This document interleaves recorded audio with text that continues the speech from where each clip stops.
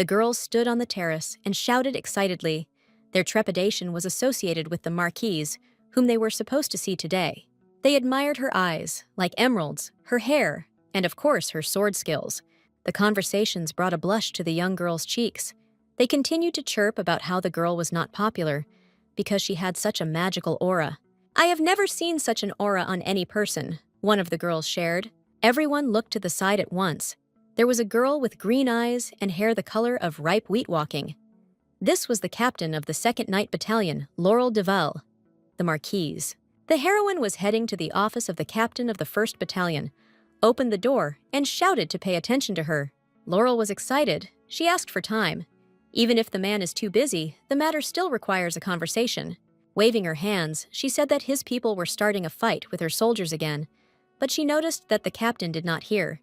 He was absorbed in papers at the table. Blue eyes, short black hair, strong chin.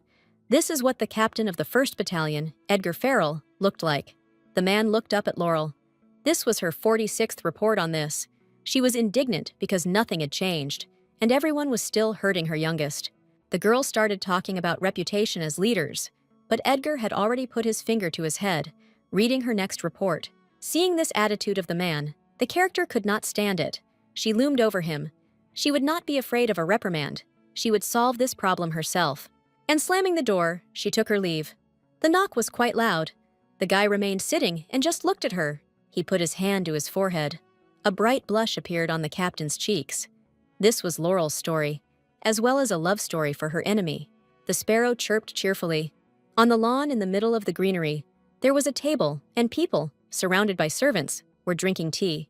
The man and the young maiden praised a guy named Bell and called him the greatest wizard. The young man kept up the conversation. While they were talking, the girl the guy was asking about came up to the table. They were happy at her arrival at the table. The smiling girl sitting at it pointed to a pile of letters and shared that these were all proposals for marriage. The man tried to find out if Laurel might have someone in mind, but as she sat down at the table, she shook her head. She needed to find someone. She knew about it, but the couple assured that there was no need to rush into it. A partner for life. They hugged each other. The woman and the man laughed tenderly, imagining how they would have children, what they could do with a boy and a girl, and what they would call them. Laurel took a cup of tea, brought it to her lips. She looked at her parents and smiled. It was sweet, although awkward. That night, the carriage overturned. Father and mother in each other's arms. Laurel was too self-confident. The funeral passed too quickly. The two stood near the fresh graves. The rain hid their tears, but the pain of loss was strong. Nothing could hide it. People were whispering, discussing that they would now lose their place on the council since the son was a great magician. The guy looked around. His eyes flashed evilly. Shouting curses with tears in his eyes, Bell wanted to rush into a fight. But Laurel stopped him. There would still be a lot of different conversations and gossip. He turned to his sister, promised that he would become the head. He would leave magic, but his girlfriend abruptly interrupted him. Laurel succumbed to him. They have a chance. She will become the head, and in no case should he be thrown away the opportunity because his parents were so proud. The men in the hall shouted over each other. They swore and argued that it was unacceptable to become a marquise's woman. It was better to transfer the title. Archduke Jan decided that other nations would look down on them because there was a woman on the council. This was impossible. The girl exclaimed that everything will work out. You just need to prove it. The law says about it. It's very simple. Leaning forward, Laurel loudly declared, placing her hand on her chest, that she would prove, like her father, with a sword, that she would become a knight. At the same table, I challenged Yang. The man darkened and was already clenching his fists in anticipation.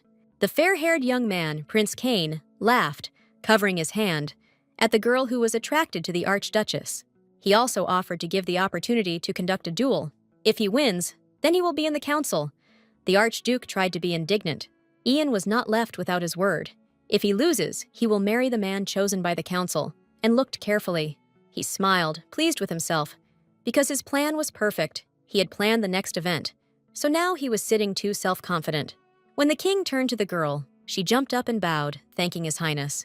The sound of metal rang out, blades clashed in battle. No one wanted to give in to each other, because too much was at stake. The man grinned. The young miss was able to surprise him. Not every nobleman can do this. He looked, and his blue eyes flashed. She bowed her face. This was not enough. She clenched her teeth. Sweat ran down the girl's face. She didn't want to give up. Suddenly, Laurel's sword broke off. She stared at it. Her eyes widened. Her mouth parted in surprise. The Archduke's grin became mocking. He was right when he said that the sword was just a decoration for her. Those around openly yawned, watching what was happening, and Ian continued to mock the girl, saying that the father would be ashamed of such a daughter. The king raised his hand, trying to stop the fight. Everyone saw that, although Laurel tried, there was an agreement, a title, but he did not finish his speech when he was interrupted. "This is just the beginning," was Laurel's answer. Everyone was indignant. How dare she interrupt His Highness? A golden glow began to emanate from the girl, enveloping her and caressing her, showing everyone that she could use her magical aura. Magic in the Empire is gradually weakening, so people with power are valued. But there is one drawback. With the birth of a child, all power or mana disappeared, so not many magicians wanted to start a family. The solution was just such knights with a magical aura. Their eyes sparkled with gold. She could stand up for her family. The king and prince leaned forward, exclaiming that they had found a jewel. Another master in the empire. The prince was also happy at this news. Surprise knew no bounds. Receiving the title became undeniable. Ian was stunned by such an event, opened his eyes and looked at the girl. Marquise Laurel became the first Marquise girl who knew how to use her ability to control a magical aura. And 3 years later, the girl takes out her sword and rushes into a brawl, because this time they have already gone too far. She attracted the attention of the men. Everything around darkened. They trembled with fear and formed a tunnel through which Laurel was heading. Coming closer, the knight raised her hand to her head and looked to the side, muttering something about crazy people. The guys were delighted when they heard that the heroine was going to see their captain again, and they squealed with excitement. She grinned, clasped her fists together, knew that their discipline was bad, so she would teach them a lesson personally. Through a magical communicator, the soldiers of the second night contacted him when he was calmly drinking tea with the prince. But now he looked up from this activity and was now reprimanding the men. After completion, I heard a reprimand from the prince about Laurel and the conversation with her. Edgar was indignant and asked not to meddle in his personal life, but Kane jumped up with his mug and pointed his finger at him, swearing. As soon as the first captain remembered Laurel, a blush immediately colored his cheeks and breathed out her name. The young man thought that the girl hated him, but the prince jumped up. He was looking only for good moments.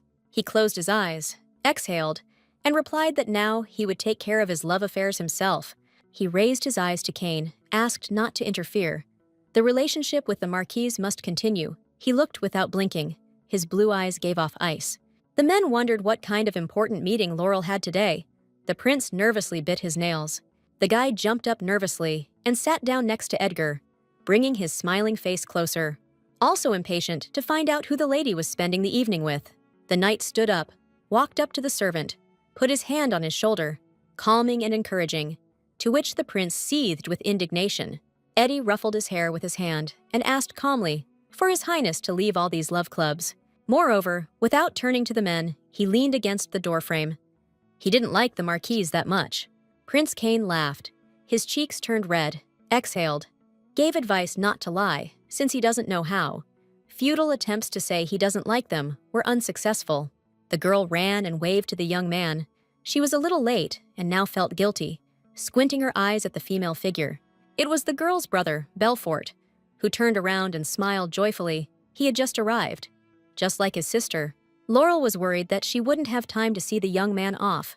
She asked excitedly if he had collected everything and calmed him down. They talked about new discoveries, about a parallel world, about the boy's move to the Tower of Magicians. The girl smiled softly. Warmth was reflected in her gaze.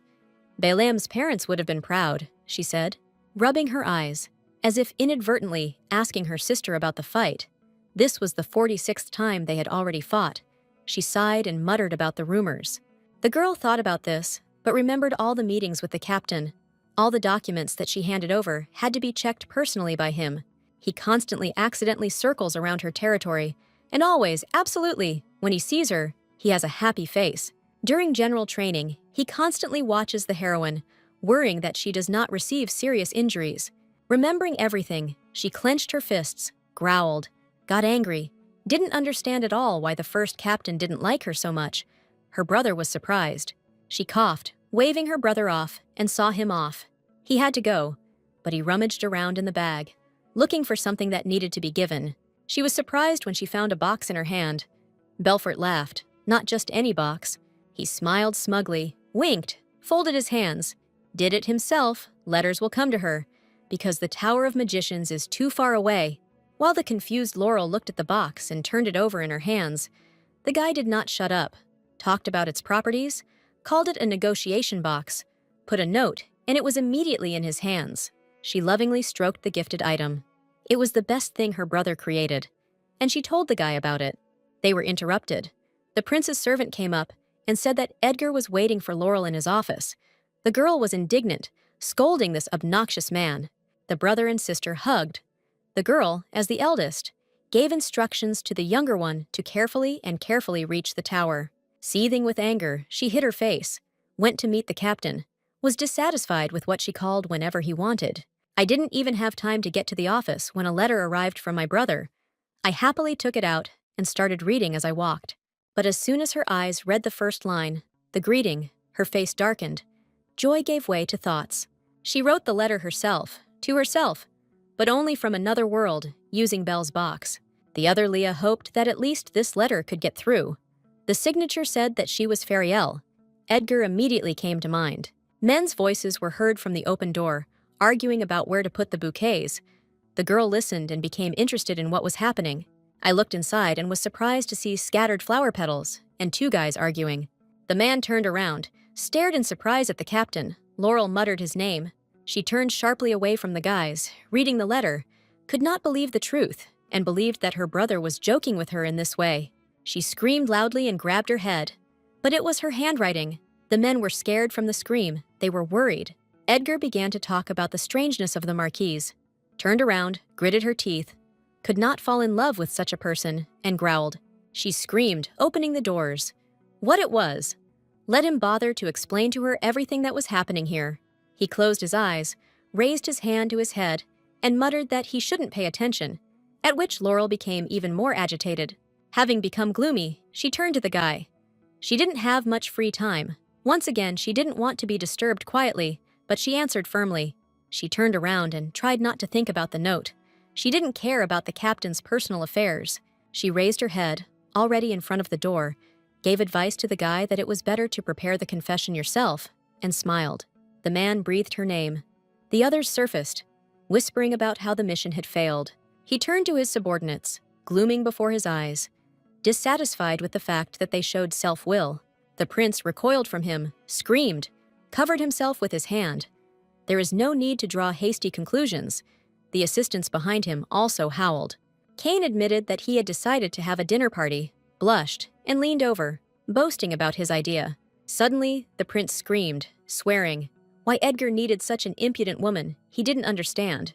The captain of the 1st Battalion admitted that there was no specific thing about the girl. He just liked all of her.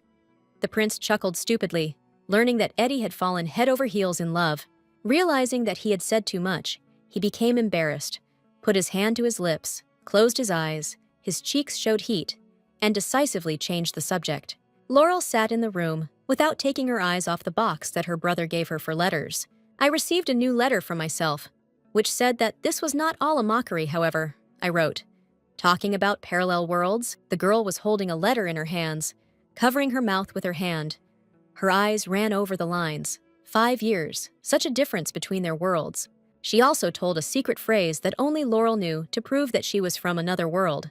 She raised her eyes, became gloomy, and decided to talk to her brother, to definitely discuss everything on his next visit. After all, Belle is the best magician, a magnificent one, sat down to write a reply letter and dipped her pen in ink. She asked the question that tormented her as soon as she saw the name, about Edgar, and put it in the box. A sound was heard, and the letter was sent. The response note did not take long to arrive. It was already written about happiness with him. It was also interesting to find out about Eddie in the captain's world. The girl grimaced.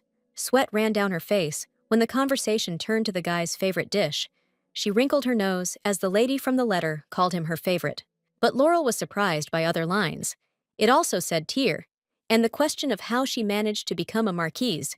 She raised her hand to her lips and thought. Her father was seriously injured in that attack on the carriage. She asked about her father. What happened to him? Because he simply resigned. She covered her mouth in fear. They had suffered from criminals. Now this phrase was beating in her head. She thought that they had suffered by accident. She jumped up, dropped the chair, spilled the inkwell on the floor, and the ink stained the letter. She asked Laurel to find and punish them for her too. The girl was sitting on the bed. A maid approached her and asked her to close her eyes. The woman put a cold bag to her eyes. The mistress tried to brush her off, saying that she didn't cry, she just rubbed it. She took the ice, thanked the nanny, and assured her that everything was fine, everything was normal, and nothing had happened. I remembered that there was a brother there in a parallel world, and he was actively being prepared to become a marquise, so the girl was able to get married. In that world, mom and dad are still alive. She has a brother. Happiness is in the air, but here they are dead. She thought about it, removed the bag, and looked at it. An investigation in their world revealed an accident that happened to her parents. It's true that Laurel also didn't know anything when the nanny tried to take the ice and asked her to leave it. She will start from the very beginning. Duke Fariel was involved in the investigation. A serious man came to mind. The woman screamed, took the ice, and applied the bag herself, scolding her that she was trying to do everything, but she needed to be able to relax. She looked at the nanny. A new cafe had recently opened, and said that young noblewomen often drop by there. She pulled back the curtain, turned around. The rain has passed. Let her go get her favorite desserts. No need to make her old nanny worry. Confused, she raised her eyes, exhaled, and the nanny muttered that she needed to take dessert for the Fariel family as well. But the woman shouted, reminding him that she was invited to the lady, and she meant her, not her son. We were greeted by girls at the entrance to the cafe, light-hearted, smiling, and invited us to move on. Laurel squealed joyfully, immediately saw a caring female hand here. Her eyes lit up from all the splendor. The girls sitting at the table giggled. They saw the marquise and chirped enthusiastically. Even in this cafe, she was the most beautiful of all. I headed to the counter, where the seller raised her hands and almost screamed with joy, realizing who had come in and was buying dessert. Stars lit up in her eyes. She held her hands to her face. She wouldn't regret coming here. They wouldn't disappoint. She showed them their menu, all the delicious cakes they had, and also offered original desserts, new ones, intoxicating with the smell so that one's mouth watered at the mere sight. The other cake was chocolate, so delicious you could go crazy. There is also a third cake, a lemon cake, which is the best 3 desserts on the cafe menu. The woman leaned over and whispered confidentially that there were still many positions here. If she wanted, she could tell about them. The captain shook his head. Laurel's eyes were already glued to the chocolate dessert, frowning if she could try it. The girls whispered behind their backs. It was surprising about their love for cakes, but they remembered that she was a lady, and upon hearing this, the captain became gloomy. And the memories themselves took her to those men who shouted that a sword is an adornment for a woman, a weak body for a knight. All the offensive words flashed through. The seller brought me out of my memories, apologized, muttered that it was all a gift. I needed help with this. The girls heard. They apparently made a mistake, tried to whisper about something else. But Laurel smiled, pleased with the effect produced. She handed over a pink box with desserts, thinking how she would walk around the city with this in her hands. And when she heard that there was no chocolate cake, she was upset. But she didn't show her torment. She thanked him and took the box. It was a failure on all fronts. Distressed, Laurel trudged down the street. It didn't matter that it was delicious. She wouldn't come to this cafe again. The guys were already watching her through the fence. The guys were talking. One thought that the girl liked sweets, the other that he liked walking around the cafe. Laurel sat at the table with the girl in the garden. She enjoyed the cakes, thanked her, and the exchange of pleasantries ended. The princess felt sad. In her homeland she was real, but here she serves as decoration. Her lips touched the cup. The girl felt very lonely here. No one approached her. The days flew by boringly and sadly. But the marquise was different. She visits the princess every day. She was frank, and for this, she was very grateful. The girl's conversation also turned to the dress that the maid insisted on. The girl smiled radiantly. She was interested. The captain had just begun to talk about the dress from the prince's birthday when the princess interrupted her by saying that she wouldn't wear this dress, and they laughed. The lady jumped up and shouted at the marquise that she urgently needed to throw away that dress and never wear it again. Laurel stammered in fear when she heard the princess take everything into her own hands, a shadow looming over her. Edgar looked at the prince indignantly, hissed, did not understand why he was following him and what he had come up with. He turned around and shouted, his apologies seeming entertaining, his blue eyes blazing with ice, hanging over the prince. If it weren't for them and their idea, he wouldn't have to apologize, the guy cursed. The prince ran away from him, shouting that he was of royal blood, cowering in fear, trying to hide from the man's anger. Edgar was left alone, watching as Cain and his servants quickly ran away. Be careful, you might fall, you thought.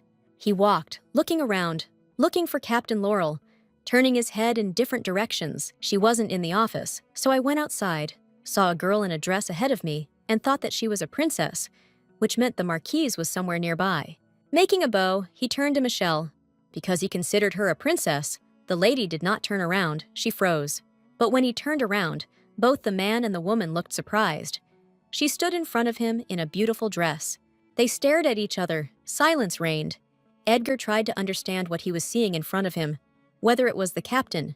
She leaned over, her cheeks turned red, and began stuttering to say that Michelle had given this dress for going to tea. She pointed to the dress. It was all because of his mother, she screamed, got angry, and began to press on the guy. He began to apologize. Eddie touched her cheek with his hand. Laurel raised her eyes to him. This gesture was too intimate. She blushed, threw his hand off her cheek, flared up. How dare he touch her face so casually, and was indignant. The man was confused. He could not say anything. Seeing the anger, he still considered the girl beautiful. The prince slowly approached them and admired Laurel's dress. It fit perfectly. His Majesty examined the couple carefully.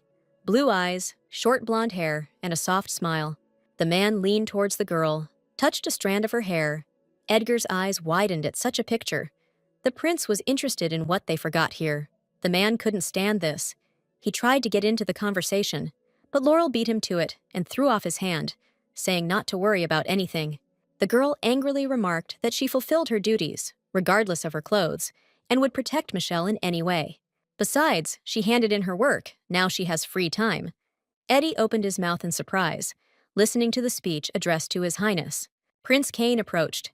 They collided with Archduke Jan, standing opposite each other and glaring at each other with anger. The man turned to the couple, sent them to finish the reception, let the captain take the girl to her mother. They still go to the same place. They tried to argue with the prince, but he shook his finger and laughed, saying that this was an order, especially since it would not be so effective. He whispered that he could go to the cafe because Laurel liked it, and waved his hand right there, sending the kids on their way. He finally sent this couple out. The prince, from the excess of his feelings, could not stand still. Every now and then, he jumped and waved his handkerchief. The Archduke made a remark that you should behave according to your status. The guy was indignant and pouted. The young man became serious, put his hand on Ian's shoulder, and admitted that he was restraining himself only because of nostalgia for the past. He warned that this line should not be crossed, stood opposite him, and leaned slightly towards the Archduke. In the carriage, the young people sat with their backs turned, each thinking about his own. It was not at all joyful to be in this position. Gritting their teeth, they sat next to each other, their knees touching. The girl thought about how narrow the carriage was. The guy about his knees that were too close.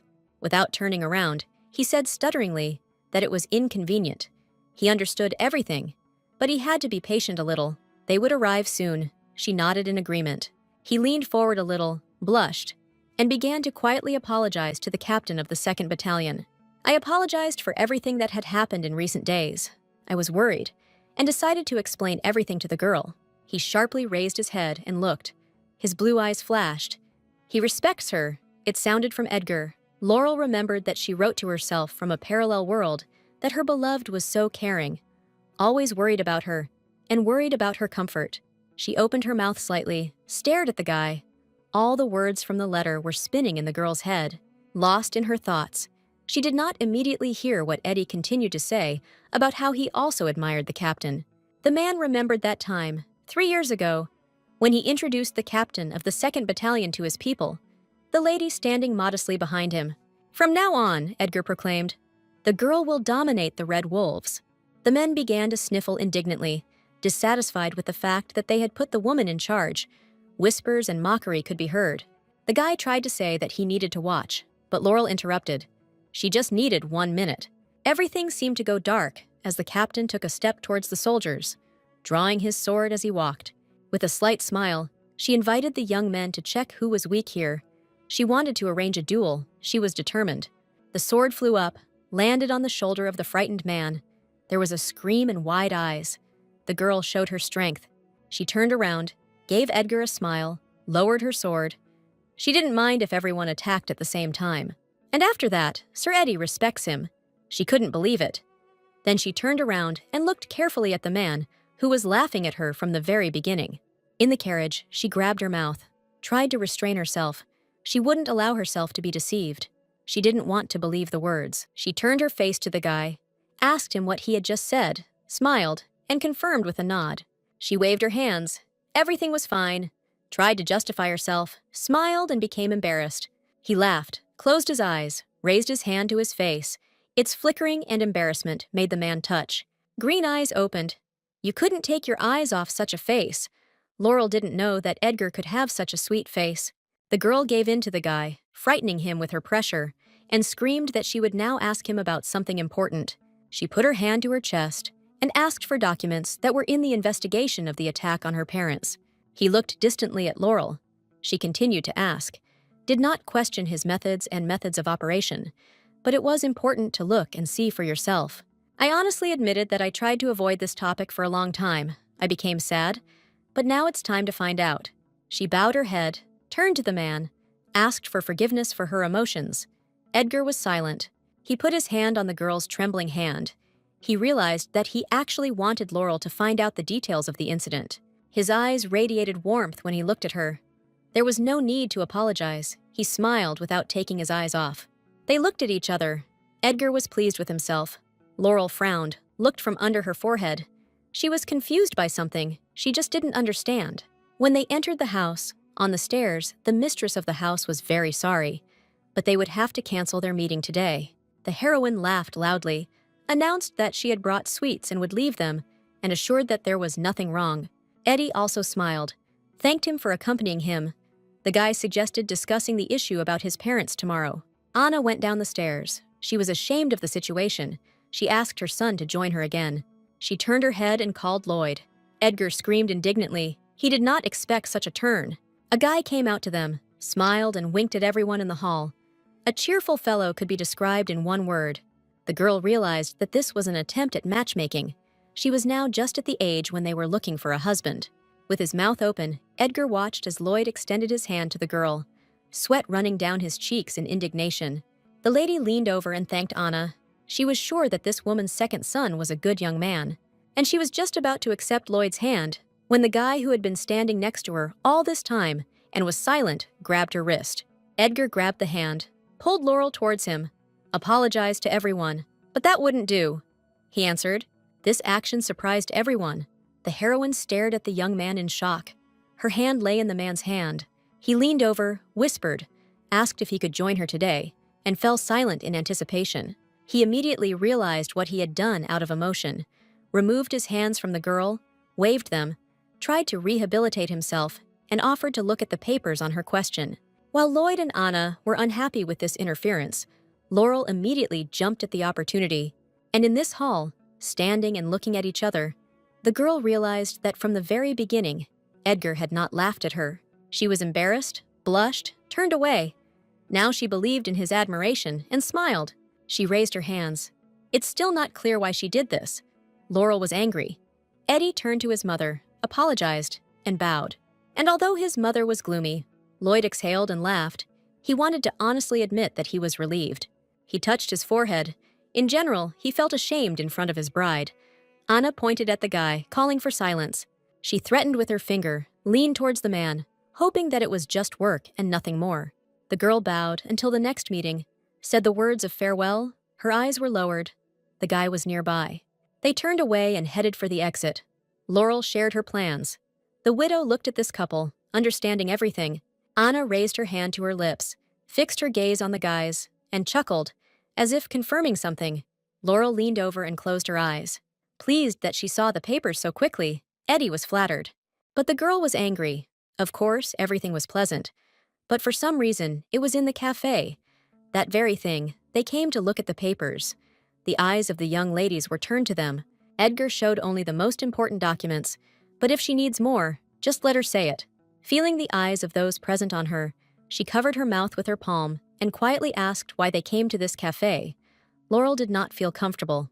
He remembered the prince, but replied that someone had recommended this place, closed his eyes, pleased with himself, and a drop of sweat rolled down the marquise's temple. She coughed into her fist, closed her eyes. Not everyone would correctly understand their presence. Behind there was a cooing couple. She leaned over again and whispered that the situation was too oppressive. The young man did not understand what she was getting at.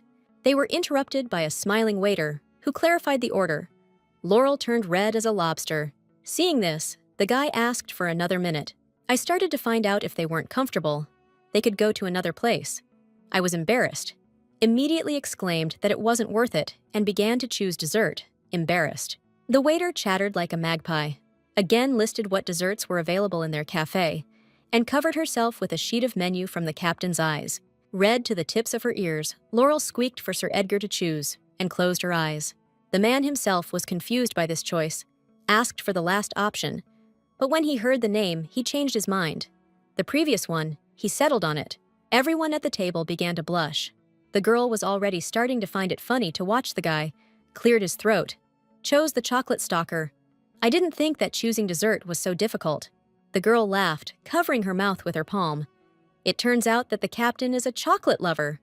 Eddie blushed, but didn't see anything strange in it. That day we laughed a lot, ate desserts. When the sun was setting, the couple was still in the cafe, sitting behind papers. After painstakingly studying the papers, the captain noticed a discrepancy. The horse that was pulling the carriage was black with white fur over all its hooves. She asked Edgar. He confirmed it, because he himself saw it with his own eyes. A dead horse with such legs. She was surprised. Her eyes widened. This couldn't be happening. Sweat ran down her temple. Their horse had white fur only above 3 hooves. The girl was sure of this, because it was this horse that her parents adored, and the realization of the murder of people close to her immediately penetrated inside. I wanted to ask to start this old investigation again, but I didn't know whether the young man would agree. She raised her eyes and remained indecisive. Before she could make a sound, Edgar interrupted the girl, running his eyes over the document. He apologized for the quality of his work and admitted the mistake.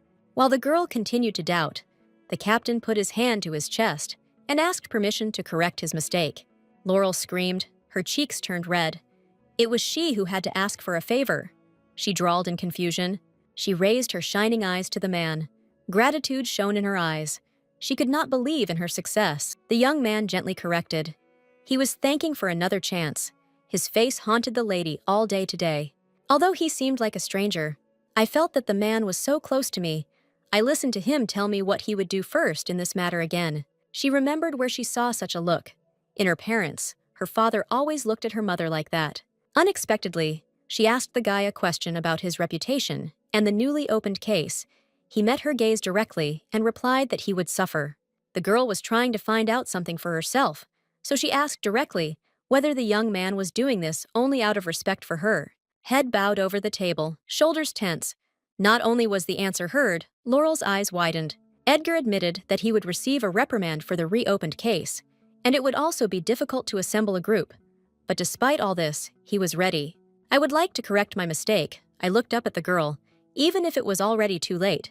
He clenched his hand into a fist on his knee. Her parents were friends with his mother. They were always kind to him. Laurel listened attentively. If the death of her parents, the man continued, was not an accident, then he must look into it. He offered his deepest apologies, put his hand on his chest, and again asked for permission for a chance to make things right. The girl became embarrassed, bowed her head, raised her hand to her face, remained silent, and about to answer, chuckled. I could barely restrain my emotions and asked to finish for today. The guy noticed the torment and nodded in agreement. Laurel was almost leaving when she remembered something and turned to the man without turning around.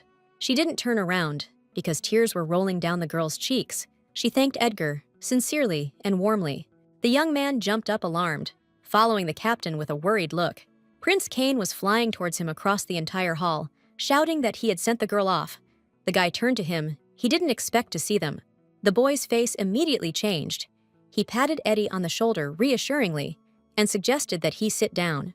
He noticed that the prince had a mustache glued on, asked what kind of masquerade was going on. The boy boasted. It turned out well. He demanded to know what happened here, but Edgar waved him off. He said more than once that he was of little interest in the girl. She's too good, the character noticed.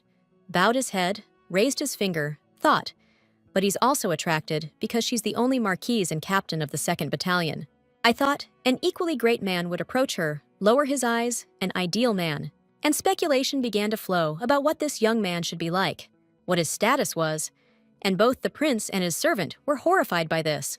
Kane's scream brought him out of his thoughts and asked his friend to calm down and stop, because it wouldn't suit him if Laurel married someone else. And although the young man's words sounded like agreement, his actions betrayed his nervousness. Out of anger, he stuck a pencil into the tabletop, with only one thought about something else in the captain's mind. One knight came to the prince's mind who would suit the girl very well. This is Pip, the son of a viscount. Edgar exhaled, put his hand to his head. If in this way he is trying to arouse jealousy in him, then it's not worth it, the prince cried. And yet, Kane did not understand why they could not be together. What was the reason for this? But the reason was different. He closed his eyes, turned away, and believed that Captain Laurel hated him. The servant, of course, assured the cafe administrator that they would compensate for all the damage, calmed him down, and the men bowed their heads. Kane rubbed his chin. You can come up with something in any situation. His eyes began to dart. Laurel trained, worked diligently with her sword, honed her movements, deftly dodged mental enemies. The captain remembered her parents, who could have done this to them. There were many questions. Unfortunately, there were no answers. Something haunted the girl, tormented her. Who replaced the horse? Where did the coachman and bell go? The image of her brother appeared before the lady. What would she say to her brother? She stopped, exhaled, leaned over. Time to catch her breath. She trained too hard. She regained her breath, looked over her shoulder. The nanny was running towards her and screaming. The obese woman was moving quite quickly. All wet, the woman clutched the collar of her shirt. She knew not to disturb Laurel, but Lord Fariel stopped by and left a gift. The girl was surprised, opened her mouth slightly. The nanny was already holding out a black box to her. As soon as this box fell into her hands, she screamed. Her face became red and wet from the heat, and she was overcome with anger. I looked at the box. Really? I thought. He personally came to just give a gift. But she immediately screamed, pulled her hands away. The young man had been suspicious all day and assumed that there was a bomb there. I remembered everything that Edgar said and how he behaved in the cafe. His words were so sincere, his face brightened. With caution, she untied the bow on the box, kept her distance. Her hands began to tremble and tried to very carefully lift the lid. It was not at all what I expected to see in this box. A beautiful bouquet of flowers. A gift from Eddie. The aroma filled the room. I lifted the flowers closer to my face. Surprised, Laurel turned her gaze to the squeaking box, was amazed by the captain's gift, did not immediately take the note, and stood for some time with flowers in her hand. She put the bouquet back into the box, and with her other hand tried to reach and open the box with the letter. She unfolded it and began to read. She wrote, she was from a parallel world. She said that her beloved gave a bouquet of flowers, but not just, but a whole carriage. I bought all the flowers that mean love in the language of flowers. That's why there are so many of them. Now they have replaced all the flowers in the garden. Laurel chuckled and looked at her bouquet of flowers. She called the nanny, holding flowers in her hands. The woman ran in and began to inquire about the girl's well-being. She showed the bouquet. Did she know what kind of flowers? The nanny gasped. It's adenium, exclaimed. The most expensive flowers, and they bloom in the red desert. She responded admiringly. She pressed her carefully to herself, was surprised when she found out that in the language of flowers, these flowers meant consolation. Her eyes widened from the realization of closeness with a man. A soft smile appeared on Laurel's lips. She looked again at the flowers. The man's concern was pleasant. In the office of the captain of the 1st Battalion, the men sat and reread documents, double-checked everything. Edgar sent Deacon to rest, thanked him for his help, but he himself will stay and review the papers again. The guy screamed. He didn't understand why the captain worked so hard. He slept only 4 hours in 3 days. Love, of course, is wonderful. The deacon continued to be indignant, but not to his own detriment. Edgar was indignant. He did not do this out of love for the captain. The young man remembered that gloomy box in which there were flowers. He was indignant. He needed to give something light and beautiful. Edgar replied that he was told that Laurel loved black. That's why he sent this color. The boy shook his head. He trusted this club with the prince too much. Deacon clasped his hands and looked at the captain. He didn't understand why he couldn't say his feelings directly, but he reminded that there are few women who rule their family. The boy was surprised and cried out. Eddie continued, Captain Laurel tries very hard, makes great efforts, but no one appreciates her work, so her burden is heavier than anyone. The man admitted that he could not ask her to give up everything and become a duchess. His hand on the paper clenched into a fist, crushing it. His eyes showed pain. He raised his hand to his face, because this is the attitude she deserves, and he said without hiding his respect. He closed his eyes, asked for forgiveness. The deacon, he understood everything.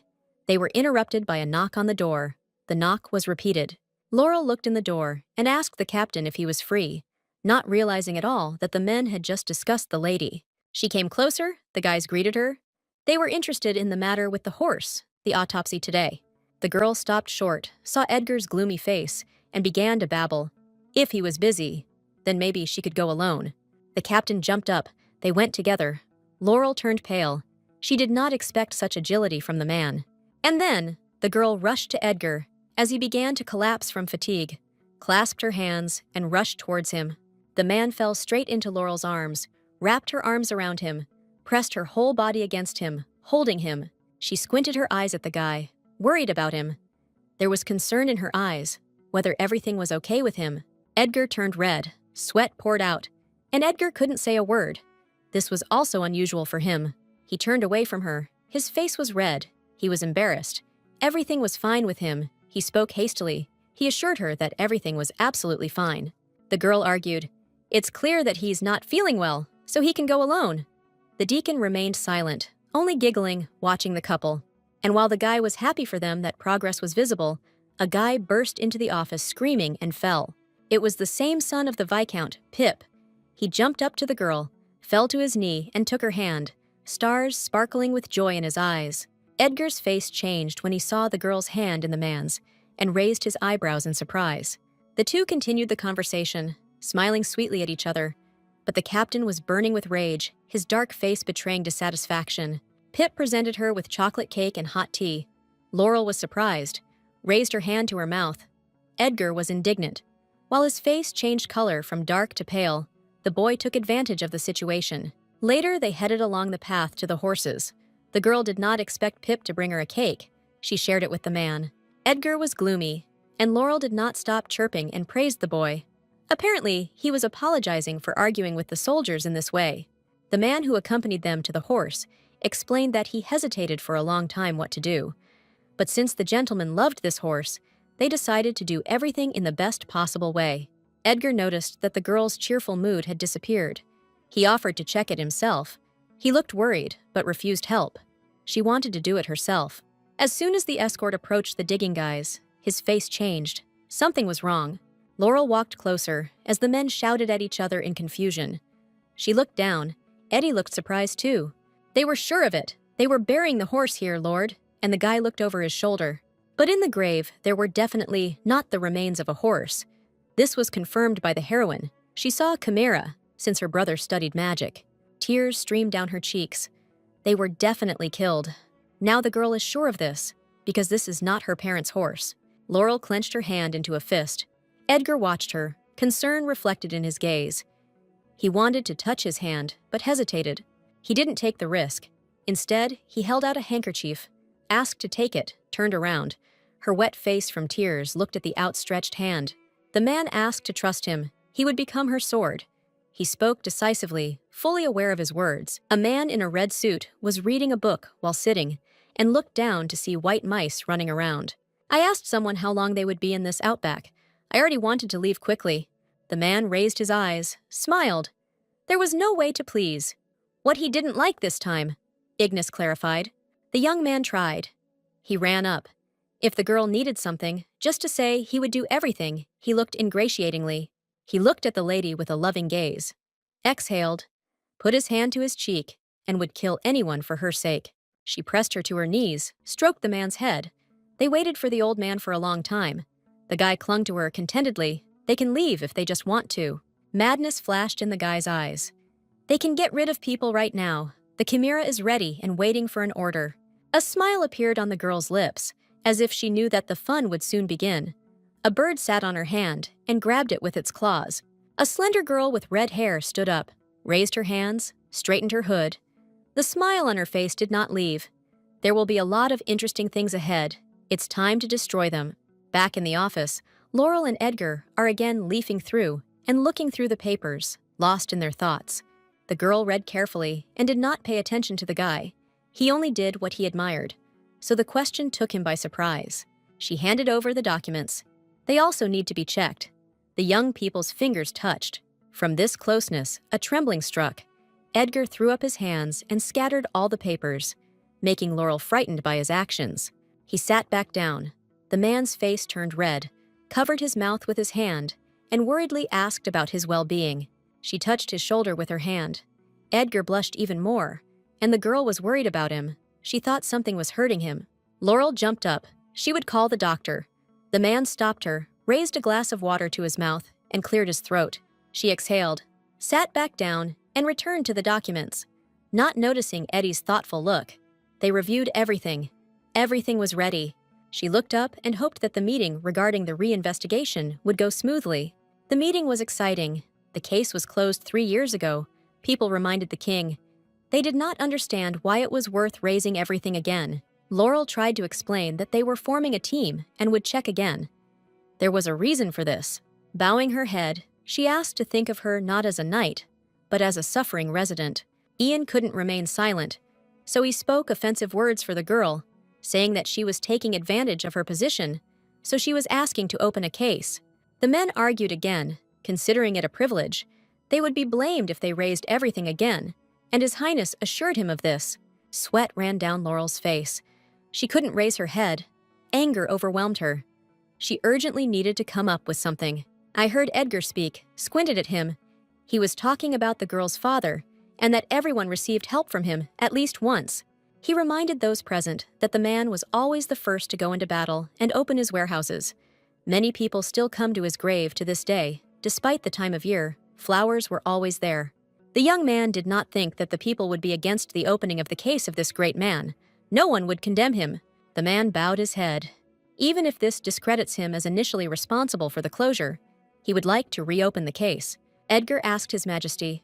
Laurel looked at the guy in shock, as if she had seen him for the first time. The old king clarified that he would indeed take responsibility for his words from the guy, who nodded. His Highness stood up, extended his hand, and gave his permission to create a team for the case. The girl's late father was dear to her, and the king, whoever objects to this decision means against him himself, raised her shining eyes and sincerely thanked him. A satisfied prince was moving along the corridor. The captains were walking slightly behind him. The guy was happy about the work done and congratulated them. Suddenly, Laurel Yang called out. He would like to discuss something with her in private. The girl looked at the man in surprise, bowed his head, put his hand on his chest. He wants to help the investigation team, but he wanted to talk to the captain personally. He raised his head. His blue eyes sparkled with ice. He admitted that Sir Edgar's words made an impression on him and gave him food for thought. He put his hand on her shoulder and understands that it has been difficult for her since the death of her parents. He leaned too close and apologized heartfeltly for adding fuel to the fire. Laurel removed his hand, smiling. No need to touch. Understands him, but no need to touch her. Ian laughed, removed his hand, narrowed his eyes, agreed with the girl, but stood his ground. He still wanted to help her team. Since Belle left to study, they do not have a magician. The girl raised her shining eyes, listened attentively, nodded, agreeing that without a magician, the work would be difficult. That's what they decided, since the Ministry of Magic is under the control of the Archduke, the lady reminded. He would send the Archmage to help. He leaned with both hands on the cane. Didn't really expect an answer from the girl. Everything had already been decided. She whispered hesitant agreement. As he left, throwing over his shoulder that he would see him soon, Laurel bowed goodbye and thanked his lordship. Without turning around, he remembered something. He wanted the captain to know. He fell silent, gathering his thoughts and making the girl nervous. He squinted his eyes, quietly but audibly said that he also respected Laurel's late father. A smile flashed on his compressed lips. Prince Cain screamed with excess emotion when the girl returned to them, asked how she was, raised his hands to his chest, clenched them into fists. He exhaled, frowned. He was very worried about her. Edgar clarified whether everything was really all right. The heroine assured and reassured everyone present. She admitted honestly that the Archmage offered help, but she was skeptical at first. Cain folded his arms over his chest. He believed that Ian wanted to slip his man to them. Laurel argued. Not necessarily so, since he added that her parents were dear to him too. The prince rubbed his chin with his hand. It was strange to hear all this from the Archduke. Eddie assented. Now they need to be very careful. He explained for Laurel, turned to her. Archduke Yan never does anything for nothing. He is sniffing out something here for his own benefit. The girl did not pay attention to Yan's attitude towards her, turned her head and thanked Edgar. She did not know that he treated her parents this way. She was reflected in the cup of tea. If they were alive, Laurel understood from the letters that life could be different.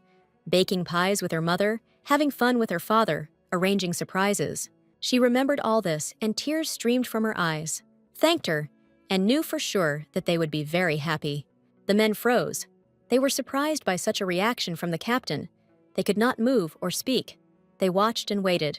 She covered herself with her hand, hiding her tears, apologized. The prince waved his hand. He didn't see anything strange in this. Let him not pay attention to them. Edgar did not say anything, but touched her shoulder with his hand, hiding his eyes. Did not look at the girl. Looked in surprise, amazed at such a movement. Concern not typical of him. He lowered his head and said soothingly, if her parents had known that they would have such an amazing daughter, they would have been proud of it and happy. I noticed the guy's condition. His body was shaking. Beads of sweat appeared on his forehead. He was even worse than she was. Laurel laughed through her tears, raised her hand to her mouth. She didn't think that the captain was such a good one. She joked, and the situation immediately became better. She laughed louder, thought he was arrogant, that he was like a wallflower, closed her eyes, couldn't stop laughing. The guy turned pale. I waved her away, closed my eyes. There was a misunderstanding. No apology was needed. My cheeks turned red. She laughed it off, got up, she had to go. She had things to do. The men said goodbye to her and hurried to leave. The prince smiled, brought his face closer to Eddie. Everything seemed to go well, nodded and agreed. She closed the door, leaned her forehead against it, exhaled, thought she was going crazy, and knocked lightly on the door with her forehead. Sweat ran down her red face. She didn't understand why the young man's face looked so attractive at that moment. She was definitely going crazy. Several guys and 2 women who were here will again begin to investigate the murder of the Marquis and his wife. Edgar introduced the magician from the ministry. You need to be polite with her. The girl with short purple hair bowed her head. The girl's name was Katie, the head of the Ministry of Magic. A deep voice replied that it was an honor for her to participate in the investigation. The guys from the 1st Battalion and the 2nd Battalion shouted over each other and admitted how glad they were for her. Edgar shouted, calling Sir Pip to rest, himself horrified by the behavior of the men. Laurel didn't think long. She hit a guy from her battalion. He immediately became quiet, and those present at the table looked surprised. The boy fell to the floor from the blow. The heroine turned around, looked at the people, apologized. She taught them a lesson. Katie closed her eyes. She was honest. She was enjoying this lively atmosphere. Apologies were not appropriate. Edgar explained that the girl was the sister of Her Highness Michelle. The guys screamed. They recognized the smile, which is why it caused a stir. They showed her the thumbs up. The girl was admired. To become the head of the Ministry of Magic, having arrived in an unfamiliar country. Of course, Katie was flattered by this, but she didn't show it. Immediately switched the topic to the investigation and busily clarified what was wrong with him. Examining the documents, the magician came to the conclusion that the residual traces on the chimera would help find its owner. There was one problem, that the body was old. Mana would be more difficult to get, the Archmage thought, and raised her hand to her lips. Finally, she said that it would take 3 months. Edgar became sad. In fact, he was counting on less, but that means he needs to spend these months usefully. The guys reasoned, rubbed their chins. 3 years ago, the captain studied everything. The coachman was killed somewhere in the wilderness without witnesses. It is still necessary to double-check everything again. Edgar gave the order. And there was already a volunteer who wanted to do this. Laurel volunteered for this case.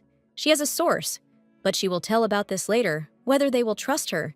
She waited for an answer, raising her eyes. The girl was sitting in her room at the table. Next to her was that same box, and letters from her to another were scattered on the table. The pen skimmed over the paper, asking how the girl was doing. Today she wanted to tell you something. Laurel grabbed her head. Tears were coming. She wanted to write in the very first letter, but she couldn't bring herself to do it. She decisively wrote about the accident when her parents could not escape. Told everything. Did not keep it to herself. I was grateful that I felt my parents alive again from the letters. I could not disturb this fleeting feeling, because I knew that it would be difficult to share with the girl afterwards. The female figure was hunched over the desk, this time having to write because she needed help. The letter is in her hands, she was thinking. They opened an investigation, and they don't have enough evidence, so she asks her to tell about the criminal. Minutes of waiting passed. She folded her arms across her chest. Laurel chuckled. The girl usually answers quickly, and a squeak was heard. She rushed to the box and hurriedly opened it, screaming with excitement, quickly getting ready to take it out and start reading. With each line, the girl's eyes grew larger. Beads of sweat streamed down her face, and her face darkened. The father and Edgar said little. I read the letter. Almost nothing is known about the criminal. The only thing the girl found out for sure was that the criminal was in the Red Desert. It may not heal the wounds, but she accepted what was shared with her. It's worth a lot. It's not easy to bear such a burden. I wish Laurel knew something. She deserves to be loved. Her cheeks flushed at such a message. She knew this because she works hard and works. She wiped away the tears with her hand and lowered her head. This time, she will definitely succeed. She will achieve it. She stood up, leaned on the table. She will find the culprit, even if she has to risk everything. Edgar sat and read the documents. He could not allow the girl to go, because one of the knights must remain to guard the palace. Laurel leaned against the table, raised her voice. Why can't a man stay? He's the same knight, and the guard is also on him. She got up, touched her hair. The heroine was very angry, she said resentfully. She got this information. He didn't look at the captain, he said, as he snapped. That this was dangerous for her. The Red Desert was dangerous for Laurel. The look changed. Her face darkened. The heroine understood everything from this phrase. She didn't like it. She was considered just a girl. Edgar realized what had just come out of his mouth and looked up in fear. Katie also looked up, mincing every word so that it could be heard. Laurel expressed everything she was thinking, clenching her hands into fists. This reaction was familiar to the girl. She tried to prove to many that she had the right to be a marquise. The courtiers laughed at her. The sword was an adornment for a woman. And now Edgar made the same mistake. Although Laurel was confident in him that he understood her, his yellow eyes looked with resentment. She turned around, her hair flew up, offended. She understood and wished a happy journey to the captain. The man jumped up in his chair, tried to correct his mistake, but failed. The heroine did not listen to him. She purposefully went to the exit, carefully striding. He held the letterbox at arm's length. It was quite strange. The voice mused in the light of the moon. Bell, Laurel's brother, was worried. He kept looking at the box in his hands. She had not responded for quite a long time. Nana, the boy's childhood friend, suggested that his device was simply not fixed, and there was no reason to worry. He stopped behind the girl, confident in his device, waving his arms, proving that everything was in order, even installed magic stones, and they simply could not be broken. Then she's busy with the affairs of the knights, Nana responded, squinting her eyes to the side when she noticed that her friend was leaning towards her. A soft smile appeared on his lips, transforming his face. He will go home. They will definitely let him go. He screamed, covered his mouth with his friend's hand. He didn't want anyone to hear about his escape from the Tower of Magicians, because they would be punished for this. The fugitives are recognized as traitors to noble magic, branded and hunted for the rest of their lives. Therefore, the young man shouted, a smile shining on his lips. He will have to be very careful in this matter. Nana stood up, leaned on the table, did not look at the guy, did not see anything good in her being left here alone. She snapped her finger. Sparks floated in different directions from the click. Becoming serious, the girl noticed that she would go with him. She looked back angrily. Apparently her friend had given away that Belle would die on the way to the Red Desert. Their cheeks turned red, but the smile did not disappear from their lips. This is great news. They are setting off now. A monster with a wide mouth and mouths on claws tried to attack the soldiers, uttered a piercing scream, and twisted its body in different directions. Edgar asked skeptically, "Does anyone even live in this place?" Covered with a hood, only his eyes sparkled. Katie explained that the desert is the best place for magicians. While healing the guy's wound, the more dangerous the place, the more people don't approach him. The team was exhausted, and the monsters kept attacking, and there was no end to them. The young men howled. There was also a storm ahead. Waving off the next monster, they will stop there and return to the village. The man gave the order. The tired guys exhaled. They had no strength left. Someone was sitting on the sand. Someone was leaning on a sword. They nodded in agreement. The index finger pointed to the side. They would not have to return to the village. Katie pointed to a house in the middle of the red desert. A small wooden one. They could spend the night there. Edgar waved it off. No rest. Covering his face with a cloth, deep in thought, ready for battle. A large crowd of them approached the house, knocked on the door, asking if anyone was there. At first it seemed that there was no one, but suddenly there was a crash, and something flew out of the door. The soldiers scattered. Edgar and his men flew into the room, put out his sword, and were met by a hand that was about to use magic. The sharp blade touched the man's neck, leaving a cut, blood seeping through it. Everyone rushed towards the enemy. A warning rang in the air. Anyone who moves will immediately be killed. But the people in the room gave a surprise. They were amazed by the soldiers' attack, and their faces darkened. Edgar's face turned pale. He closed his eyes, sweat dripped down his face, and sincerely asked for forgiveness. The owners assured us that this happens, reassured us, and offered us a snack. But the guys still felt uncomfortable. The woman was glad to see the guests. She also told about the owner of the chimera.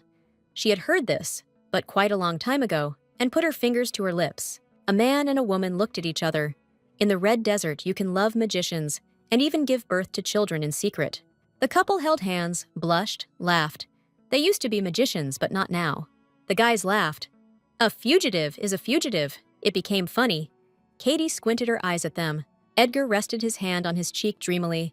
Some people have problems expressing their true feelings.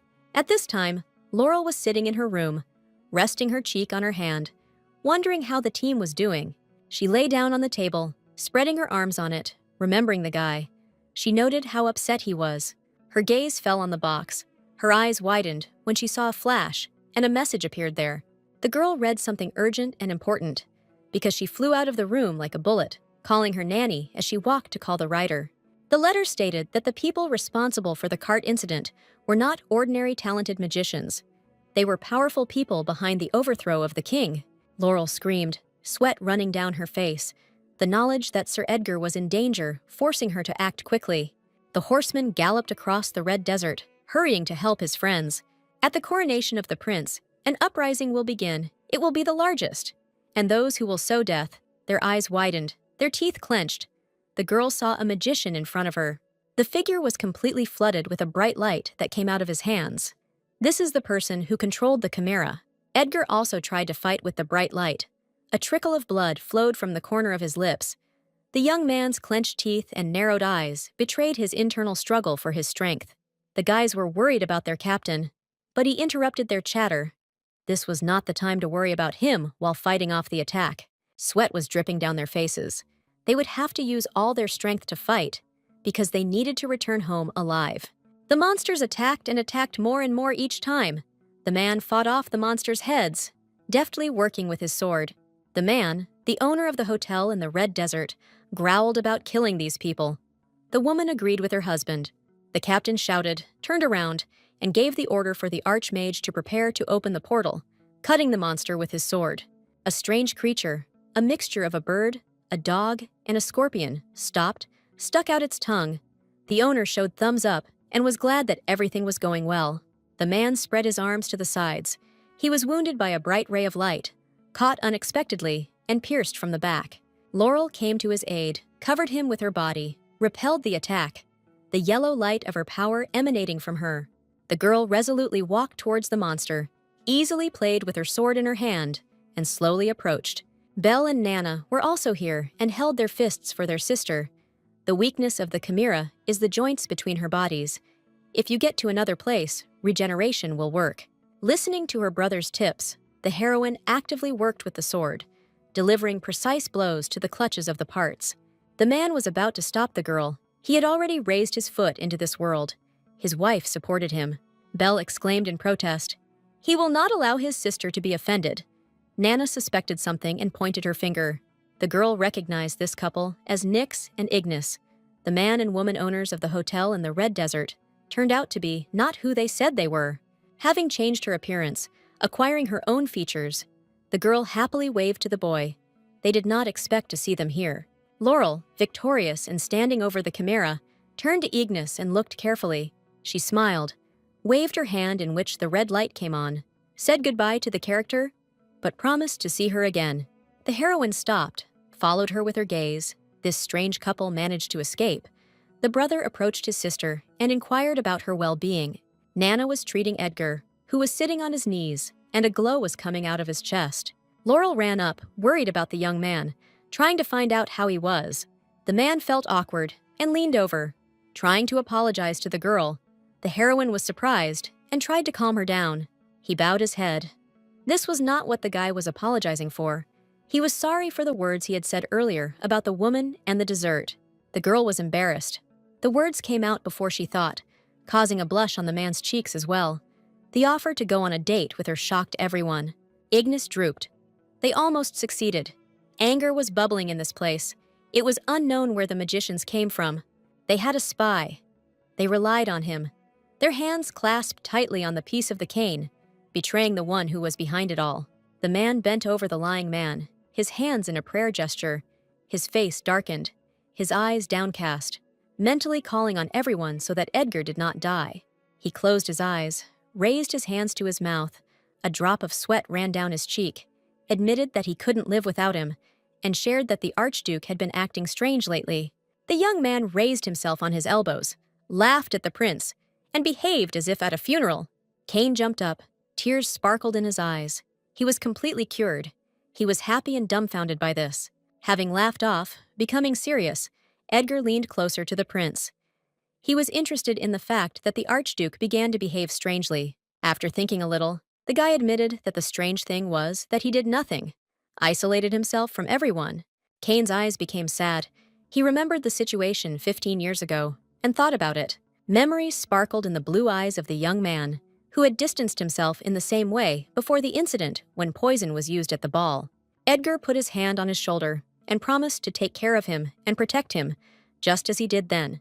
Kane laughed, nervously removing his hand, looking to the side, and calling out to Eddie, laughing hysterically.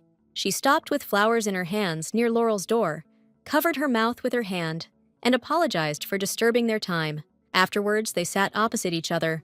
The red heroine tried not to look at the guy, and apologized again. The exchange of pleasantries went well. The questions were standard about how they were feeling, and only nervousness was revealed by the clenched hands on the knees of both the man and the woman. Edgar knew that if Laurel had not intervened, he would probably already be dead. She was embarrassed, looked. There is no need for gratitude. She was just lucky on the way she met her brother. He turned away, remembered the girl's mention of a date, waved her hands in fear, and immediately changed the topic. She looked at her timidly, admitted that he stayed here on purpose, knowing that perhaps the lady would visit him here. His face turned red. She looked at the flowers and answered hastily that it was reckless on her part to ask him out on a date. She reminded the man who he is, who she is, and hinted about their status. They would never be able to get married, and said with regret. She regretted her words, bowed her head, rested her hands on her knees, and apologized for her behavior. Edgar's next words made her raise her head. She looked at him in disbelief, pointing at himself. He can give up his title. Then their relationship will have a chance. Then the chance will appear. Laurel will be courted. He approached the girl, too close. His eyes sparkled. My eyes widened. I came up with a good plan, and called him over instead of a date.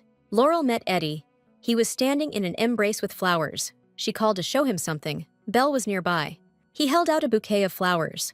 Although it was clear that the girl did not need flowers, she exclaimed enthusiastically when she accepted them. Belle folded his arms across his chest, stared menacingly at the couple. He was interested in the investigation, and they had gathered today for this. They confirmed in unison. To begin with, the guy pointed to a jewelry box. Eddie exclaimed in surprise. How could such a thing be unusual?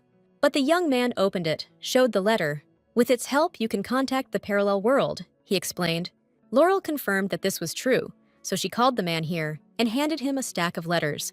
Edgar looked surprised, holding all these letters in his hands. Did not understand what kind of worlds they were. It was unusual for him. It's hard to believe. But Belle confirmed that the magicians in the tower are studying parallel worlds and are looking for ways to contact them. The magician admitted that he was looking for the reasons why this box is connected to a parallel world. The man was surprised. The letter actually arrived. He began to read it. The girl wondered whether it was worth changing the future. The message still included a warning about the prince's birthday. I didn't want this horror to happen again. On that fateful night, many will die. The losses are too huge. Even Princess Michelle will die. And when the sun rises, the letter said, even more people will lose their lives during the execution, including Archduke Jan, who was the instigator of the uprising. The brother and sister cried out that it was all true. They saw that the man didn't really believe them. Laurel screamed. It was thanks to this box that she learned about the Red Desert and tried to reach out to the captain. Every word here is true. She clutched the letter in her hand. The heroine was angry. Her brother had already jumped up, looking at her in fear. She knew it sounded ridiculous. Her cheeks turned red. But she begged him to believe her this time and lowered her head. He raised his blue eyes to the girl. He believed her, even if she didn't say it. There would still be trust in her in his heart. He asked her to calm down. Her cheeks turned red. Even a drop of sweat appeared from embarrassment. She thanked her with a stutter. He continued calmly. Saw Laurel sank into a chair, all red, with no evidence, having only letters. It's difficult to prove anything. All that remains is to continue to monitor the magicians. The girl looked timidly at the man and offered to train together until the prince's coronation. Edgar jumped up, clenched his fists. Now it was his turn to blush, nodded in agreement. He wanted to suggest it himself, and while the couple interrupted each other in gratitude, Belle closed his eyes and reminded of his presence here. Princess Michelle had a lot of joy. Her wild imagination was already picturing Eddie and Laurel as they twirled in a passionate dance. The captain tried to stop the princess, but she seemed not to hear her, wrapped her arms around herself and danced. Laurel and Katie continued to drink tea when Michelle jumped up to them. She raised her voice, asking that they now need to be fully prepared. The princess could no longer calm down. She imagined what would happen during the training, what lines these people would have. She clasped her hands together and was touched, because as a result of such training, perhaps a man would touch his heart. Michelle touched her face with her finger, tried to explain about touching, and gave examples. During training, touching the guy, she felt heat, looked in surprise, did not answer questions, and froze. Suddenly, Edgar was brought out of his thoughts. He knocked over the girl, screaming loudly. She rubbed herself and did not expect this from him. She looked back and saw that they were attacked by that same light magician with a monster. He was looking for Laurel's brother. The heroine rushed to repel the monster's attack, narrowing her eyes and gritting her teeth. This was difficult. This time, Next controlled an even larger creature, sat on its back, and commanded it, madness splashing in the hasty gestures of its body. The couple fought back as best they could, deftly fighting back with swords. But the chimera could not be harmed even by a joint attack. Eddie shouted about his excellent regeneration. A scream was heard from the threshold. It was the old nanny who came out into the street and saw the creature, screamed loudly, clasping her hands to her chest. The woman recoiled in fear. Her eyes widened, because one of the heads of the chimera was flying straight at her, its mouth open. Laurel jumped up, put up her sword and repelled the monster's attack. The nanny closed her eyes, already saying goodbye to her life, tears flowing from the corners of her eyes. She turned to the woman, touched her shoulder, screamed in confusion that she had forgotten there. She needed to run away with Belle and the others. I heard that my brother was missing. Nana conveyed the message. Her eyes turned red, and Next exclaimed in surprise on the monster. The man's crazy look did not bode well. He was offended by the way the girl treated the chimera. While she was talking with the nanny, the girl did not notice the clawed paw flying at her. She turned around too late. A man's screams were heard. Everything started spinning. Screams and an incomprehensible noise were mixed. Everything also stopped abruptly. The girl's hand fell to the ground. There was a clawed paw on top, and blood. While Next looked down at his prey, reasoning that he had managed it without the guy. It was too easy. Edgar was flying on top of him with a sword in his hands. The guy ended up with the heroine, sat down, supporting her, holding her hand, worried about his brother. The young man gritted his teeth. His creation was attacked again. He became angry with the captain, and the chimera also howled.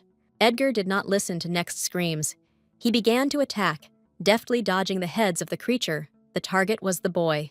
The man shouted loudly and gave commands to his beast, was angry that he was dodging, and was already shouting without holding back his emotions. Laurel knew that when an enemy is enraged, gaps appear in his body. The man was focused on Edgar, so the opportunity arose. The training was not in vain, and the heroine remembered that she could dissolve her aura around the sword, and it would be easy to control it, which she did. She delivered the decisive blow, and Next flew off the chimera. The beast itself fell. They succeeded. The enemy fell. The guy's body trembled. He stared in shock at the legs approaching him, touched his chest. This is the best creation, defeated. Laurel was interested in where her brother, without restraining himself, grabbed the throat, hovered over the enemy. Next began to cry. Tears rolled down from his eyes, shouting that he didn't know. He sincerely didn't know. He forced him.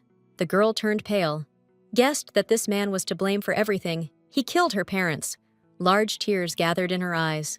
He screamed in fear and backed away.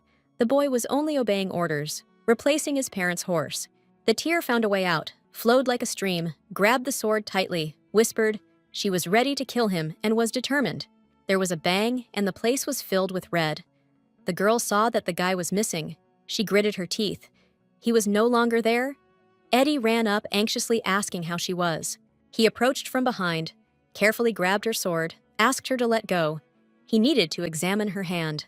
The Archduke was happy. Everyone was assembled today. His happiness knew no bounds. He showed the reason for his good mood. Belfort was locked in the mirror and floated there unconscious. He squinted his eyes, rather. The smile never left his lips, and wanted to introduce a person who deserves special praise. Master Katie, surprisingly, appeared before everyone as this person. The girl looked around at everyone. The Archduke folded his hands on his chest. With this, he said, the meeting was over. Gradually, the people present began to disappear in the mirror windows. He exhaled, folded his hands on the cane, bowed his head, as if this meeting was very difficult for him. Next screamed. It was not his fault. He blamed the Archduke for his confidence being just nonsense. Ignis listened with her hands folded and her eyes closed, and the guy tried to justify himself, waving his hands. He believed that that couple was too strong. But the girl raised her head. She scolded Next. He forgot what happened 15 years ago and turned sharply towards him. The guy jumped up to the girl, grabbed her hands, apologized in fear, looked at him calmly, and waited for the hysteria to end. She lightly lifted the young man's chin with her finger. It is worth remembering only one goal, only one thing. They will begin to live without magic. The only important thing is the time when they can leave the Red Desert and live with their heads held high, holding their child in their arms. Katie quietly approached. Now she won't turn away. Otherwise, as soon as they gather power, there is no turning back. The confrontation between the girls dragged on. They argued without raising their voices about who caught Belle and how they distinguished themselves. The Archduke distracted himself from this squabble. He was interested in the further plan. He would like to know from Katie. In 3 days, the magician will cast a bait that Belle's tracks lead to the Red Desert, and will watch what Laurel does. The piercing gaze of cold eyes stopped the speech in the office. The last warning, no more concessions will be made, was spoken quietly but audibly. Laurel stared in shock, heard that the girl knew where Belle was, impatience in her eyes. The heroine jumped up. Everyone remained sitting at the table, but Katie was not sure. She played skillfully. No one had any idea what the magician was hiding.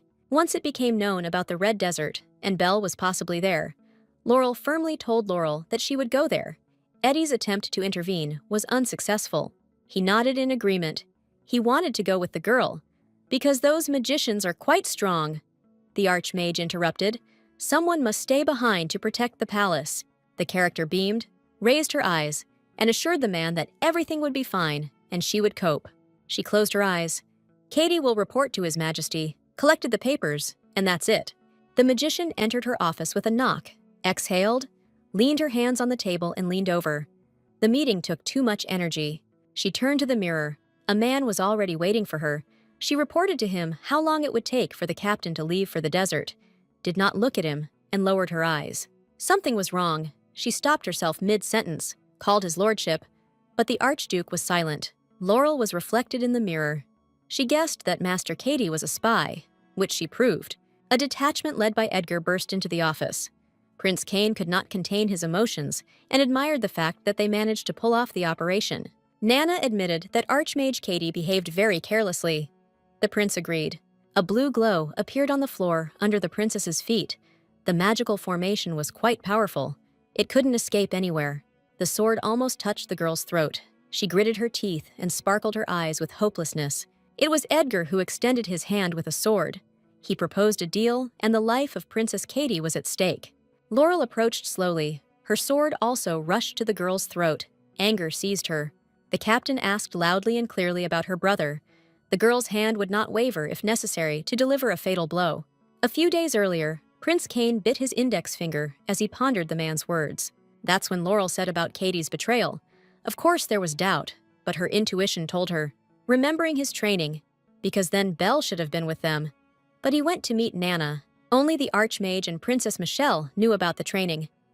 Eddie shook the letter. In it, the girl was a victim, so she did not participate in the conspiracy. Nana nodded. The magical trace, although weak, was precisely the magician. And besides, everyone remembered that the Archduke insisted on participating. He covered his mouth with his hand. The prince understood that Michelle could die at the coronation. The letter said so. The changes in Cain could be seen. He immediately became serious and gave orders to check the mirror. It was surprising to hear about the shadows of the Ministry of Magic. The prince turned around and gave Eddie a smile.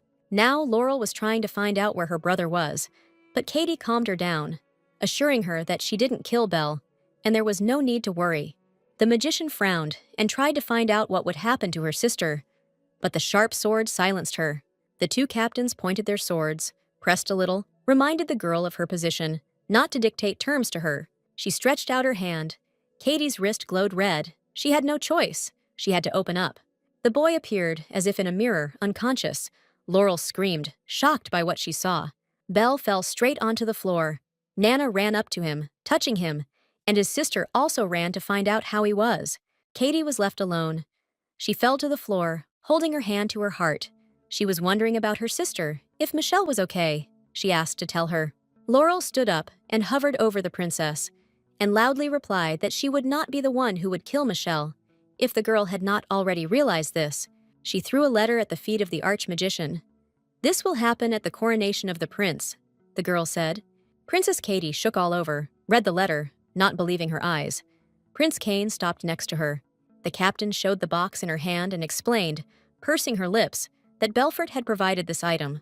They know everything about the plans of their group, so it's worth thinking about whose side to take at the very moment. Katie burst out. She talked and talked about why she was doing all this, that her name was nothing other than a princess. Although she was an arch-magician, she was not recognized with dignity, and she was also upset that Michelle's husband did not pay attention.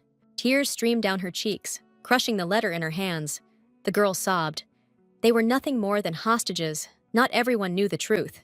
Jan promised to achieve recognition of their rights.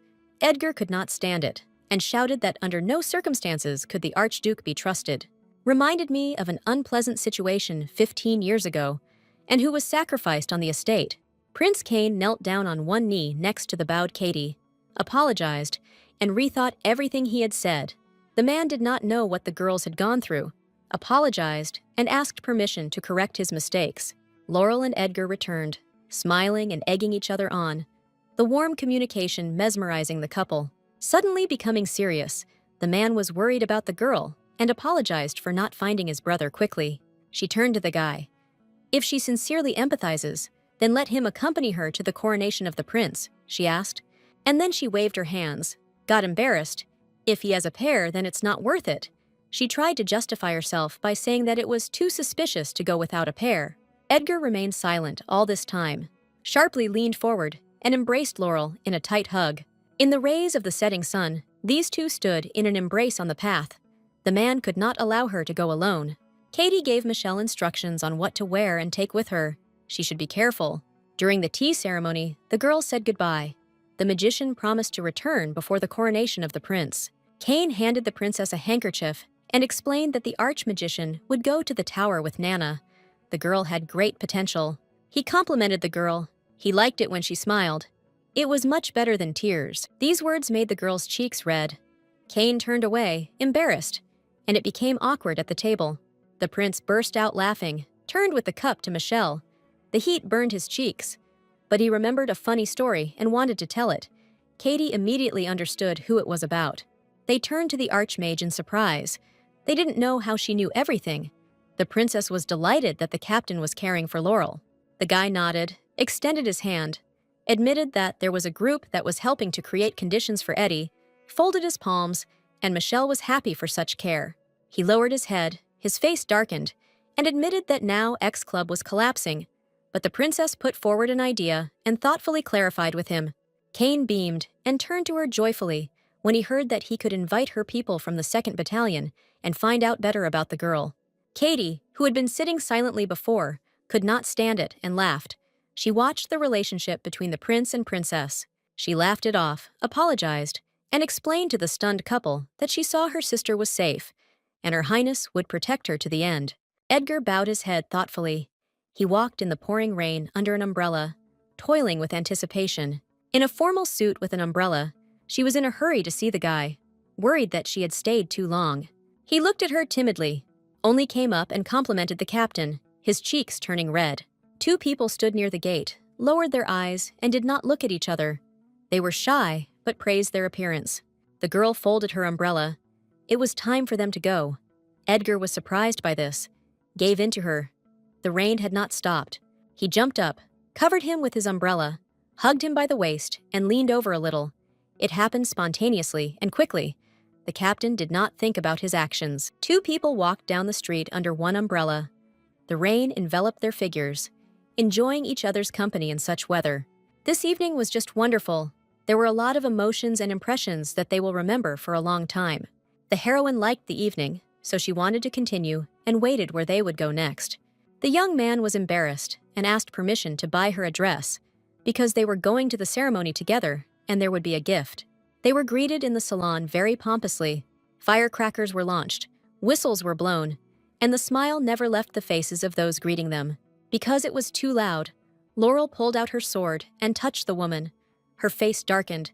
This is a reaction to the sound. After an apology, the situation became clearer. The couple sat down on the sofa and began to listen to the owner of the stitch salon. The plump woman pointed to herself, proud that the captain had already ordered a dress for the girl, and looked at the man in surprise. The hostess talked about how the dress shouldn't hinder movement. The material was high quality. He leaned towards Eddie's ear and said that the dress was specially made for combat. The woman intervened in their conversation, offered to try on a dress. It was interesting. Laurel was embarrassed. When the character went to the fitting, Edgar was nervous. The hostess noticed this, calmed him down, and asked him to turn the book over. The woman just wanted to give a couple of lessons on how to behave when the marquise comes out, but she didn't have time. The assistant girls notified her that she was ready. The man's mouth opened slightly. His blue eyes opened. He seemed not to be breathing. A blush appeared on his cheeks. Embarrassed, Laurel looked out already dressed in a dress. The blue color suited the girl perfectly. The young man, all red and stammering, told Madame that everyone should go out and leave them alone. Everyone hurried to leave the room. A woman remained behind to suggest that if something happened, the hem of the dress could be torn off. The heel will be more stable, the Madame continued. Laurel suggested that she collect her hair so that it would be easier to fight, and assured that they would add armor. Edgar could not restrain himself.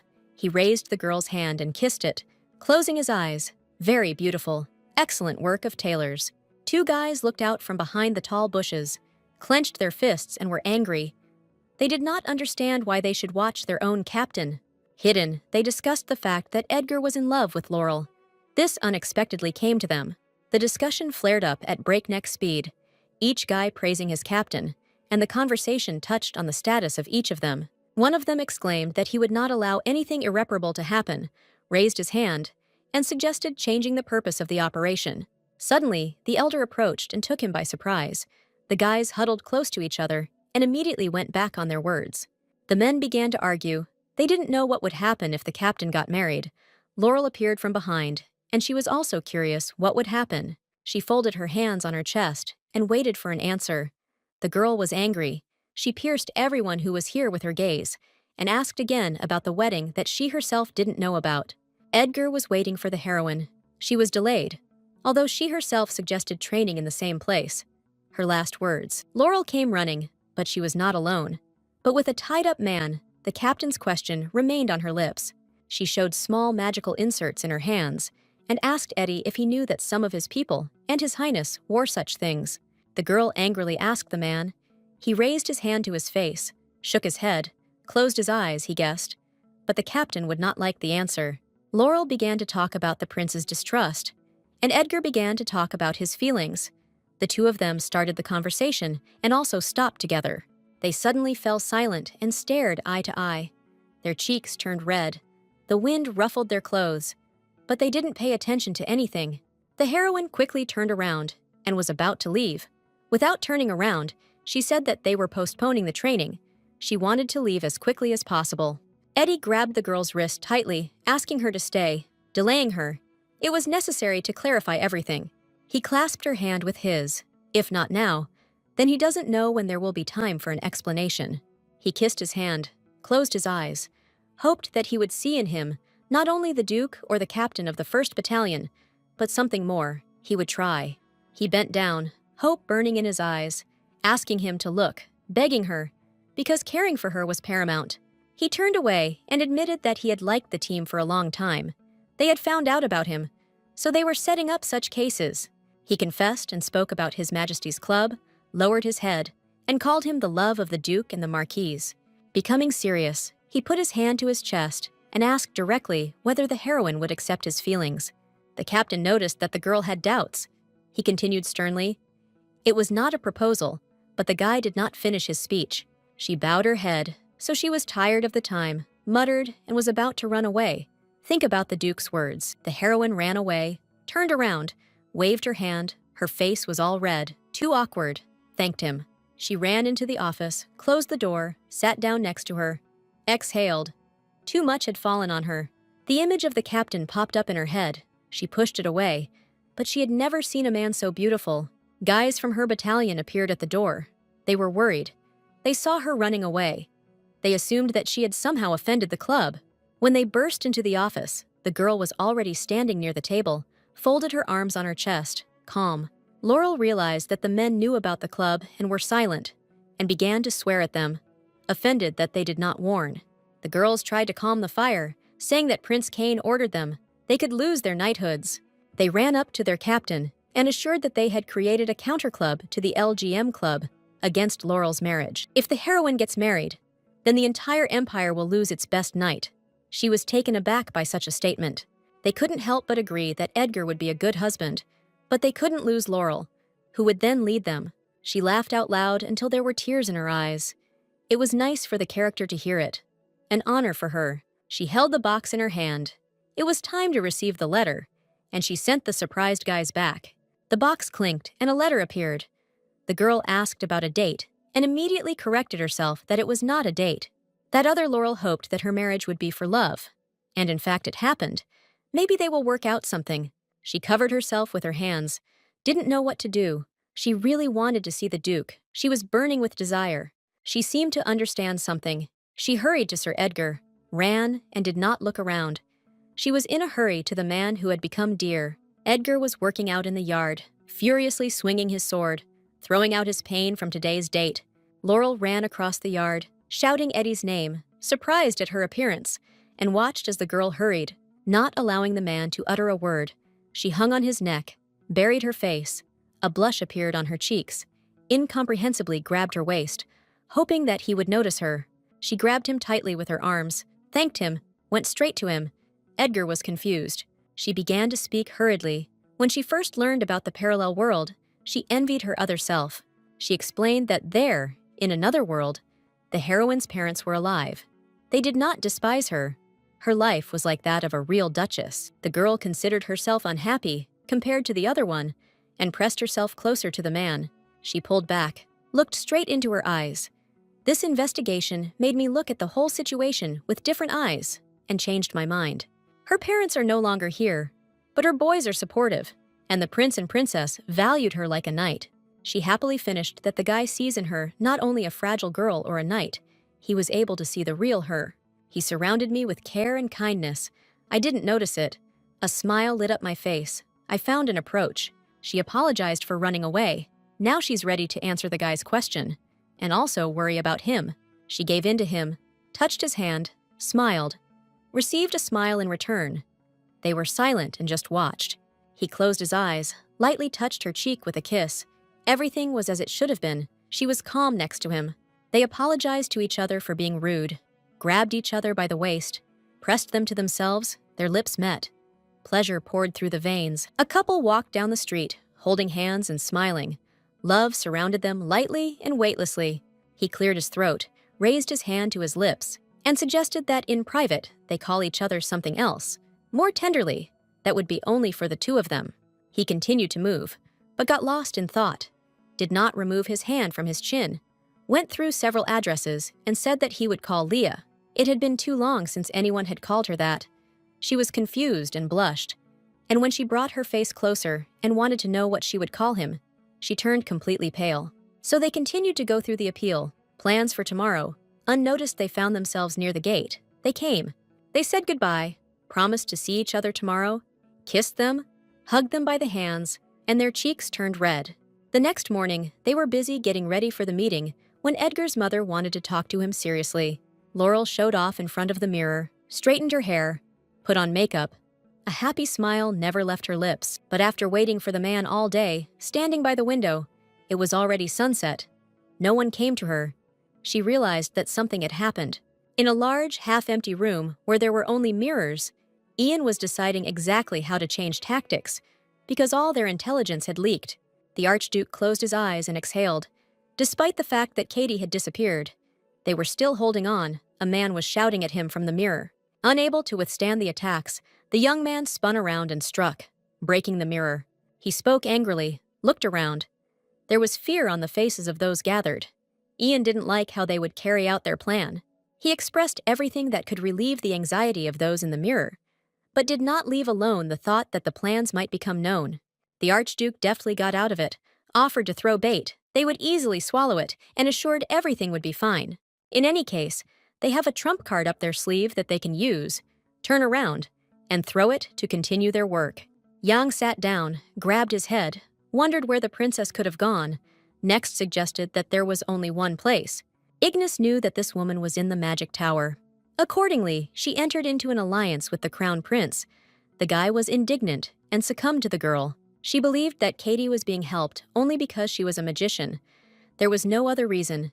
Everything in this world depended on magic, and she was indignant. Next took off his gloves and wanted to touch his beloved, but she abruptly removed her hand, reminded him of the mana, jumped up, and was angry because of the guy's self-will. Rubbing her hands, Ignis noticed that it was impossible to behave so carelessly. Ian began to pull out his sword. He extended his hand with the sword across the table. The tip touched the young man's throat and said his name in warning. He reminded him that his patience would not last forever. The girl screamed, jumped up from her seat, and was very scared. He raised his hand with the sword, darkened his face, called the guy a non-entity. Because even the girl overpowered him, anger took over him. Ignis prevented the murder from being committed, covered next with herself, and said hastily that they still needed him. Finally, the man lowered his sword and gave in to the girl's arguments, because they would still need the chimera. The Archduke was leaving, but turned around just before the door. Ignis would lose his head if he failed. The promise hung in the air. Words of gratitude flew out of Next's lips, but the girl turned to him and slapped him resoundingly in the face, leaving a mark from her palm. I didn't want to date a weakling. I needed to try harder. A red spot burned on my cheek. Tears stood in the young man's eyes. Laurel was leaning against the door, unable to open it. She leaned over. There was no one in the area.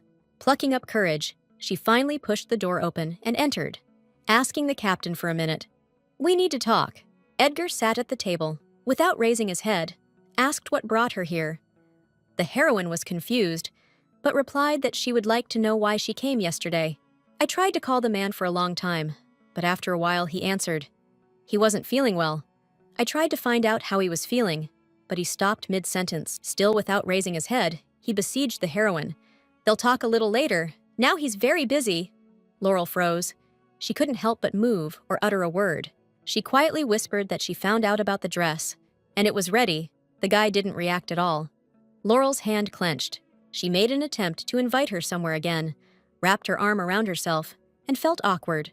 She cleared her throat, admitted that she was behaving rudely because Edgar had something to do and she was in the way, closed his eyes, and lowered the sheet of paper. She turned around and could go to the salon herself. Tears appeared in her eyes. She could hardly hold them back. She didn't want to burst into tears in front of the man. She slammed the door. Eddie was left alone, his hand clenched on the piece of paper. He growled without holding back his emotions. I remembered a conversation with my mother, when I listened in surprise to how my mother said that kinship with the devils is impossible. When he heard that they were enemies, a drop of sweat ran down his cheek. His face darkened. The young man's father was involved in the situation with the carriage. He squeezed his hand on his chest. Couldn't believe what he heard, father.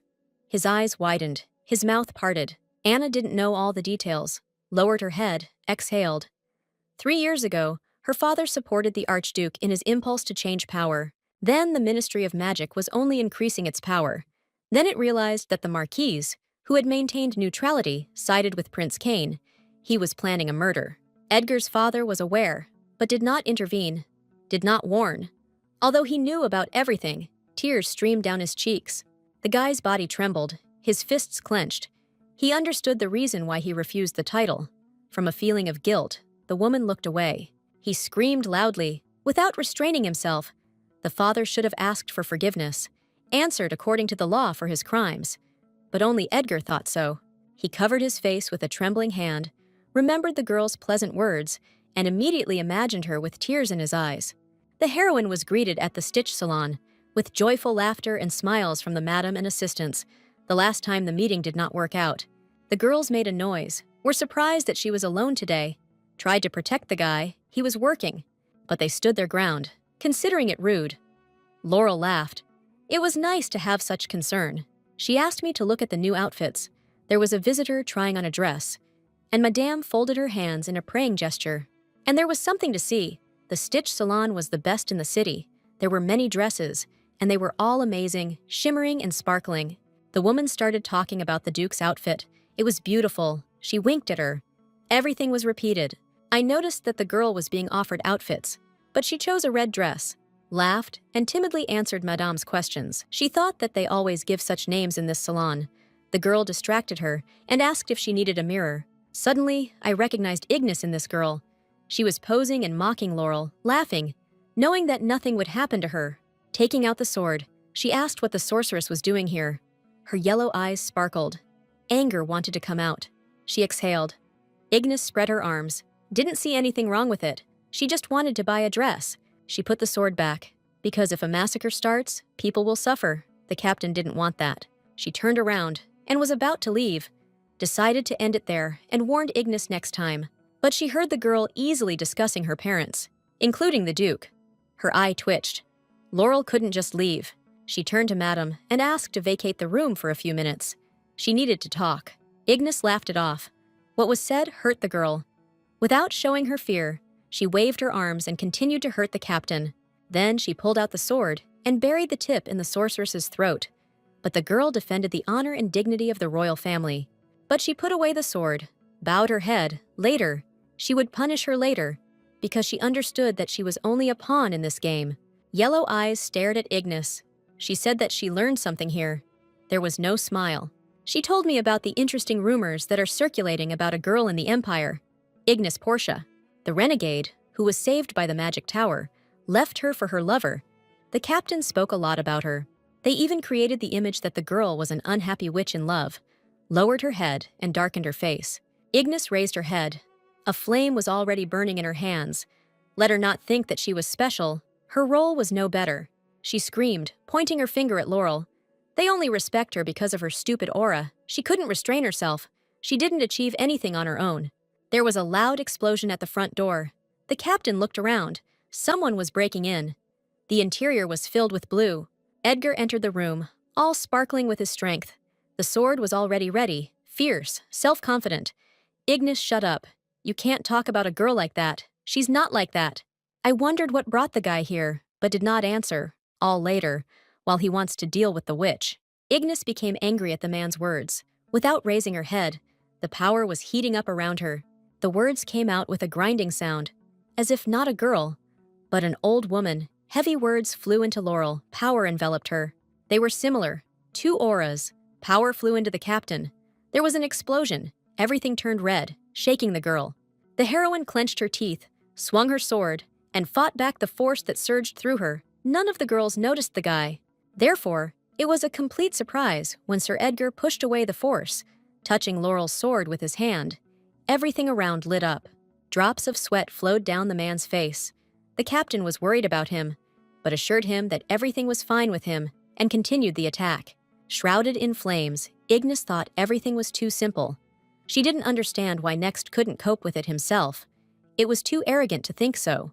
The villainess did not understand what was happening to her power, snapped her fingers, decided to say goodbye to Laurel. They would meet again ahead. The sorceress disappeared with the words to prepare better for the next meeting, and they were left alone in the middle of the hall. The girl's brother burst into the room, screaming in fear and worried about his well-being. The guy was very sorry that he didn't find the girl here, because he knew her too. His sister's hand touched his cheek. She jumped. Nana and Eddie smiled. They heard the girl perfectly well, her words that she was now protecting her brother. Laurel pestered the captain, asked about his well-being, strongly recommended going to the hospital. The man walked stubbornly and answered without emotion. She turned. Edgar looked at Leah, smiled. It seemed like he wouldn't be able to push her away. There was warmth in his eyes. Love surrounded the couple. Joking, they continued on their way. The man stopped, pointed at himself, and asked him to promise that he would not get hurt again. Eddie lamented and regretted that he didn't go straight to the salon, but Laurel raised her head and came anyway. He hugged her tightly, pressed his whole body against her, apologized for pushing her away and acting rudely. She raised her shining eyes to the guy. It's not scary. She will accept any excuse. She has already accepted the apology. He is dear to her. Hands met. He would wait until he was ready to tell everything. The captain confirmed that he would definitely tell everything. Ignis was angry, clenched her hands into fists, muttered obscene words. Next jumped up, did not understand what was happening. He noticed that there was blood on her hand, screamed, and carefully extended his hand, not daring to touch it. But the girl pulled back her hand, screamed sharply, and reminded her that she had already spoken about touching. Her face darkened. She turned to face him and began to accuse him of being to blame. It would be easier to deal with one of them now. Next, she turned her face full of tears. She didn't want to give up, because they had deprived her of everything. She couldn't just give up. Ignis could not refuse this. Tears flowed down her cheeks. She took off her glove, touched her palm to the man's. She would rather refuse him. Tears streamed from Next's eyes when he realized what his beloved was doing. The guy exhaled, confirmed that he sees everything correctly. Her strength does not disappear even when they hold hands, and whispered about her dislike for him. Next was always offended, teased and beaten, called a little rat, because he made strange creatures. The guys laughed, pestered Next on purpose, trying to get him to cry, held his animal. They found it funny and having fun. Suddenly, their hands became hot. They could not hold the crow in their hands and dropped it. The young man looked at it with his mouth open. They realized that it was the girl with magic. They squinted at her. Ignis stood and played with the flame in her hands, looked and grinned at the men. She survived only because the tower saved her. They began to reprimand her, holding her hand. Her father poured poison. The girl was also embarrassed by the fact that she stared at them and did not take her eyes off. The young people shouted impudently. The guys left, did not want to stay in the same room with her. Those remaining in the room looked at each other, but remained silent. Ignis picked up the crow, handed it to Next. He must take care of his animal, and straightened up. She sat down next to her, hugged her knees. It was better to kill such people than to give them a dear creature for slaughter. And now, tears rolled down the man's cheeks. He fell to his knees, asking that he would fix everything, that he would definitely solve everything. Ignis turned around. Now there is nothing in her heart except revenge. No one is to blame. A single tear rolled down her cheek. Cain looked at the document about his allies. Did not expect that there would be so many. He looked surprised. He looked up at his knights, asked about their combat power, and Edgar began to reason. Laurel, the prince, he leaned over, whispered that an uprising was about to happen, and warned that they would not be the first to attack. The boy was worried about something. He decided to share something with him. If the previous Viscount was persecuted, then how Ignis united with the Archduke. The prince closed one eye and tried to explain the reason for their union, which could not yet be called strong. Laurel and Edgar's eyes met. Cain shared a lot of interesting things in this story. On his birthday, 15 years ago, the previous Archduke personally prepared the poison with which he was poisoned. Jean's father was holding a small bottle of poison in his hands. A couple of drops would be enough to kill a person. He warned that exactly 2 drops were needed. Otherwise, he would kill the crown prince and bring suspicion upon himself. Viscount Portia, Ignis's father, accepted the bottle. He knew that the king was friendly towards him, so nothing would happen. The man suspected something, stopped the other's speech with a gesture, and headed towards the girl. The whole body of the child in the yellow dress trembled. She closed her eyes tightly, and the boy saw her through the window. The boy opened the window, crawled toward the girl. The sunset illuminated him. His face was not visible. They grabbed hands and made it in time. Just as the men turned the corner, the girl fell and her skirts flew up. Little Edgar saved Laurel then. Although he was scared himself, he was still able to help. Droplets of sweat rolled down his cheeks. The children knew each other. Eddie immediately turned away and muttered at Laurel, "We need to move on. We won't be able to escape." I looked, and while it took a little time, and Laurel took out her brother's invention, an arrow umbrella, especially for those who like to climb trees. The children looked back at the men, who called them and promised not to do anything, but the children were already standing on the railing, about to fly off. A joyful, evil grin appeared on the Viscount's lips. He caught and was now holding someone with his hands. The children were grabbed and tied up while the man examined Belle's handiwork, recognizing his innate ability. They looked at the children, wondered what to do with them, but decided not to touch them for now. Prince Cain would be removed. Then they would no longer be needed. The Viscount looked piercingly. "They will serve his son when he becomes crown prince," he promised. "Magicians are needed to erase the memories." They left he showed me a bottle, brought it especially for them. A delicious drink for this event. He couldn't miss it. Cain's eyes opened. The boy cried out, "They know this drink, they talked about it." The man laughed. "Enough only for His Highness," he answered with regret, and a wine glass appeared in his other hand. He presented it to the prince, the boy's father joked, smiled joyfully. Cain was looking forward to when he could finally try it. The prince took the wine glass in his hands, was already bringing the clear liquid to his mouth, and the Viscount was also egging him on. The boy paused, turned to his father and called him. The glass was extended, his fate was sealed. And although the boy made timid attempts to not allow him to drink, he grinned and assured that there was nothing wrong with it. He lowered his eyes. A drop of sweat rolled down his cheek, and his father's hand clenched on his shoulder. He heard the child calming and trying to protect his voice. Cain tried to insist. He wanted to share the drink, but the Viscount rather rudely gave advice that he shouldn't share if he didn't want to offend the giver. The liquid almost touched his lips. He almost took a sip, just a little bit, and there would be no turning back. A voice came from the door, which announced the poison in the wineglass. A thin child's hand clasped the doorframe, and there were rope marks on his wrist. He stared. Edgar, the children, left alone in the room, whispered. Eddie was worried about the girl. She had tears in her eyes. The heat scorched her cheeks. The boy reassured Laurel. "It's not scary. They will just erase part of the memories." His calmness was transferred to her. Edgar was now more worried about the prince because he was in danger, so he tried to free his hands. This is what subjects of the Empire do. They were like brothers. He gritted his teeth. It was his duty to protect. Tears rolled down from powerlessness. When Eddie's hands were free, he happily showed her, exhaled. "I remembered my father's trick well. We stopped near the door. It turned out to be locked." Again the girl began to fuss, hissing and swearing. It only took a second. She pulled. "I couldn't open it," the ring hissed. "Got hot in my hands. I didn't understand what was wrong with it." I looked at Eddie. Laurel walked away from the door, in some kind of surprise. The boy was knocking on the door and shouting, hoping that they would be heard. Then he turned around with tears, told the girl what had happened, smiled through his tears. He had succeeded. When Edgar ran into the hall, shouting about the poisoned drink, everyone heard his speech and froze in anticipation. He took out a bottle. If he drinks the poison, then everything will work out. If only he himself can correct the situation first. Without hesitation, he brought the glass with the drink and droplets of poison to his mouth, and wished his son to continue the dynasty of kings.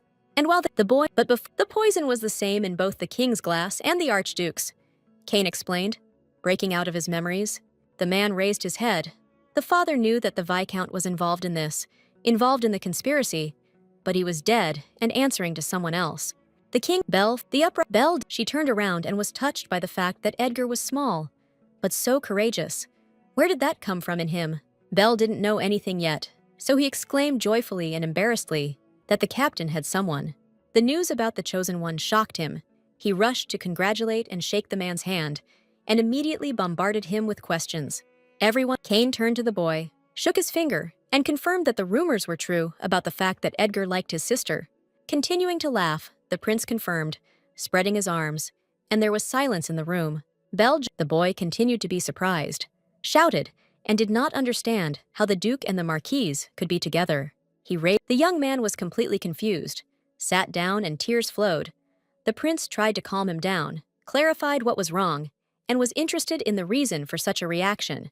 The young Laurel's family has been through a lot. The girl had to face opposition, but Sir Edgar cannot give up his own. He put his hand to his chest. The man resolutely replied that he would do this. He would renounce his status. Bell was already screaming from the good news, loudly shouting excitedly and thanking the guy.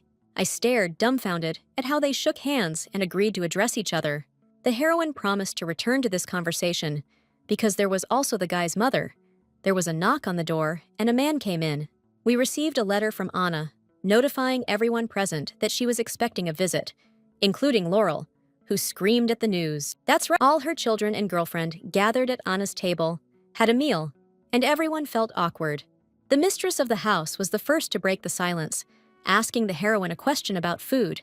She was just drinking and almost choked. She blushed, laughed. She liked everything, but wanted to know the reason why she was invited to dinner today. Without being cunning, Mother asked directly about their relationship. The character darkened. The guy coughed and turned away. Anna repeated her question. Laurel began to stutter, did not know what to say. Then Edgar suggested discussing this in private. Notice the children were old enough, which means they won't play. It's a wedding right away. The woman began her speech, raised her eyes, the same blue eyes as her son's. Edgar's brother intervened. It was too early to decide. He waved his hands when the guy interrupted him. He would renounce the title. His face darkened. She sharply raised her head. Mother asked again. Because she did not understand what she heard, she frowned. The man tried to explain that Laurel was the only heir. The boy screamed indignantly and looked at his brother. The young man calmly continued to say that the girl would not change her status, but he could, especially since Lloyd was already an adult and could accept the role of the Duke. The heroine shook her head, touched Eddie with her hand, turned to her mother that nothing had been discussed yet, and tried to smooth out the situation. Anna looked straight at her son, asked only one question, whether he was sure of his decision, and waited for an answer. Laurel darkened and lowered her head. Edgar was determined. Mom was waiting for an answer. He spoke seriously, confirmed his words. Silence reigned at the table. Anna's face darkened, and her brother was confused by the upcoming status. Mother closed her eyes, exhaled, and said that this was good news, an unexpected recognition. They raised their heads at her, shocked by such a statement. They did not understand why there was no scandal. Eddie gave in to his mother. He was interested in this reaction. She didn't want to ask anything else. The woman sighed again. She didn't see any point in it. Anna said wearily, she understood everything. She had probably been thinking about this for more than one day, and closed her eyes. She turned to Laurel, smiled. She liked her, laughed, and felt warm feelings for her future daughter-in-law. Mother asked me to address the girl on a first-name basis. She exclaimed that she agreed and hastily nodded her head. Anna said that when the girl was born, they were able to see the angel, she admitted. But being a girl, she didn't like either dresses or dolls. Despite this, Laurel was afraid to step on any bug and always smiled sweetly. The women laughed and wished for a long time that she would become her daughter-in-law. But the Marquise decided to let her find love herself. The Duchess put the bracelet that her mother-in-law had given her on the girl's arm, waited for the moment to give it to her daughter-in-law, and tears began to appear. Laurel bowed her head towards Anna. Tears flowed down her cheeks. Such a woman laughed. It was pleasant for her. The rest of the evening passed calmly. The girl bent down to say goodbye to her household, and everyone came out to see her off. Edgar kissed her hand, wished her a good journey. The heroine was embarrassed. They would see each other again, she was sure of it. After closing the doors, the guy thanked his leaving mother. But he was confused by one detail, which he asked about. Anna turned to her son. She spoke sincerely then, but one thing still bothered her. The man clasped his hands, preparing to answer the strangest questions. She remembered the incident. The sins of their family would not go away. She wanted to separate them at first, but it didn't work. She bowed her head and closed her eyes. Mother continued, "She will take care of Leah in order to outweigh the cup of sins. Then when her time comes, so that she will not be ashamed in front of the marquise and the marquise. They must do everything for the happiness of this girl. He takes care of her. Eddie must promise this." While they were talking about the heroine, she admired the ring. Suddenly, a man blocked the path of the carriage in which Laurel was riding, and the horses braked sharply. A girl jumped out, rubbing the top of her head, hid herself inside when the horses suddenly stopped, and looked with one eye at the standing figure. Next himself met the captain. His eyes widened in fear, standing opposite each other. There were no words. He pressed his hand to his chest. Edgar will try his best to make Laurel happy, he promises that. Next was purposefully heading towards the girl, muttering along the way that it wasn't them. She warned her not to approach. She was already taking out her sword. The boy came closer to her, admitted that they were ordered. They obeyed. She didn't know what to do. Her hand was still on the hilt of the sword. The heroine did not at all expect that Next would fall on her knees in front of her. She was confused, bent over, but immediately straightened up. He looked up at the character, begged for mercy, raised his hands. There were tears in his eyes. An unhappy young man who had lost everything.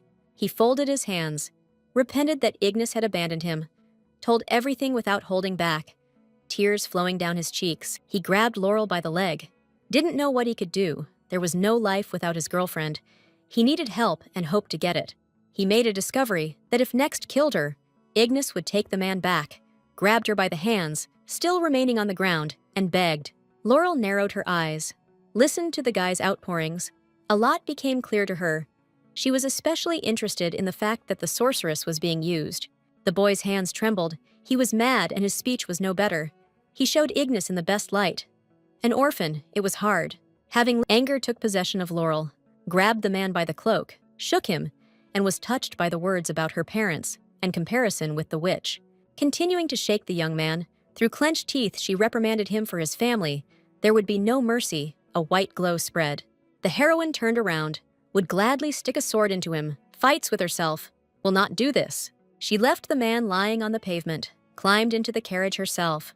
Too much has changed with death. The girl calmed Edgar. He covered his face with his hand and asked her for forgiveness, waved his hands and laughed.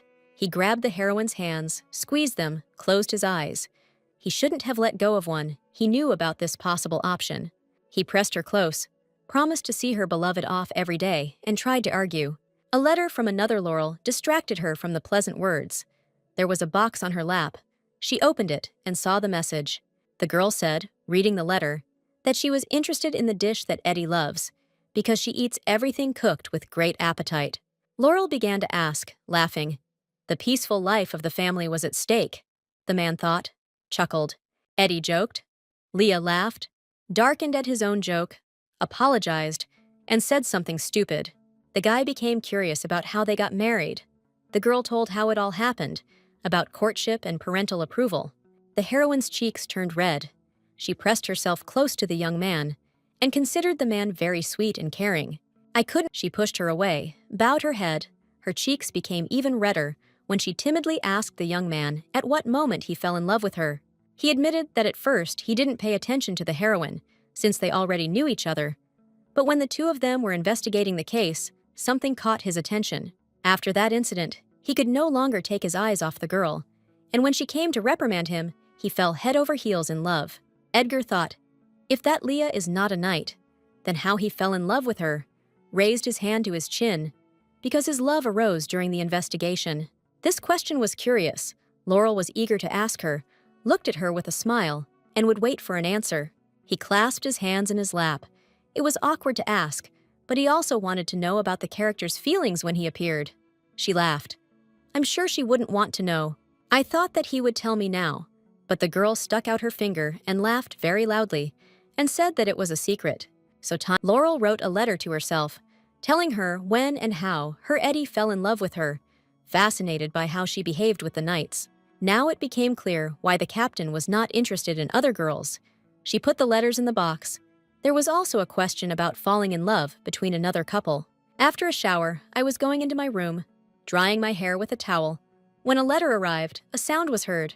She pulled out the towel and began to read without removing it.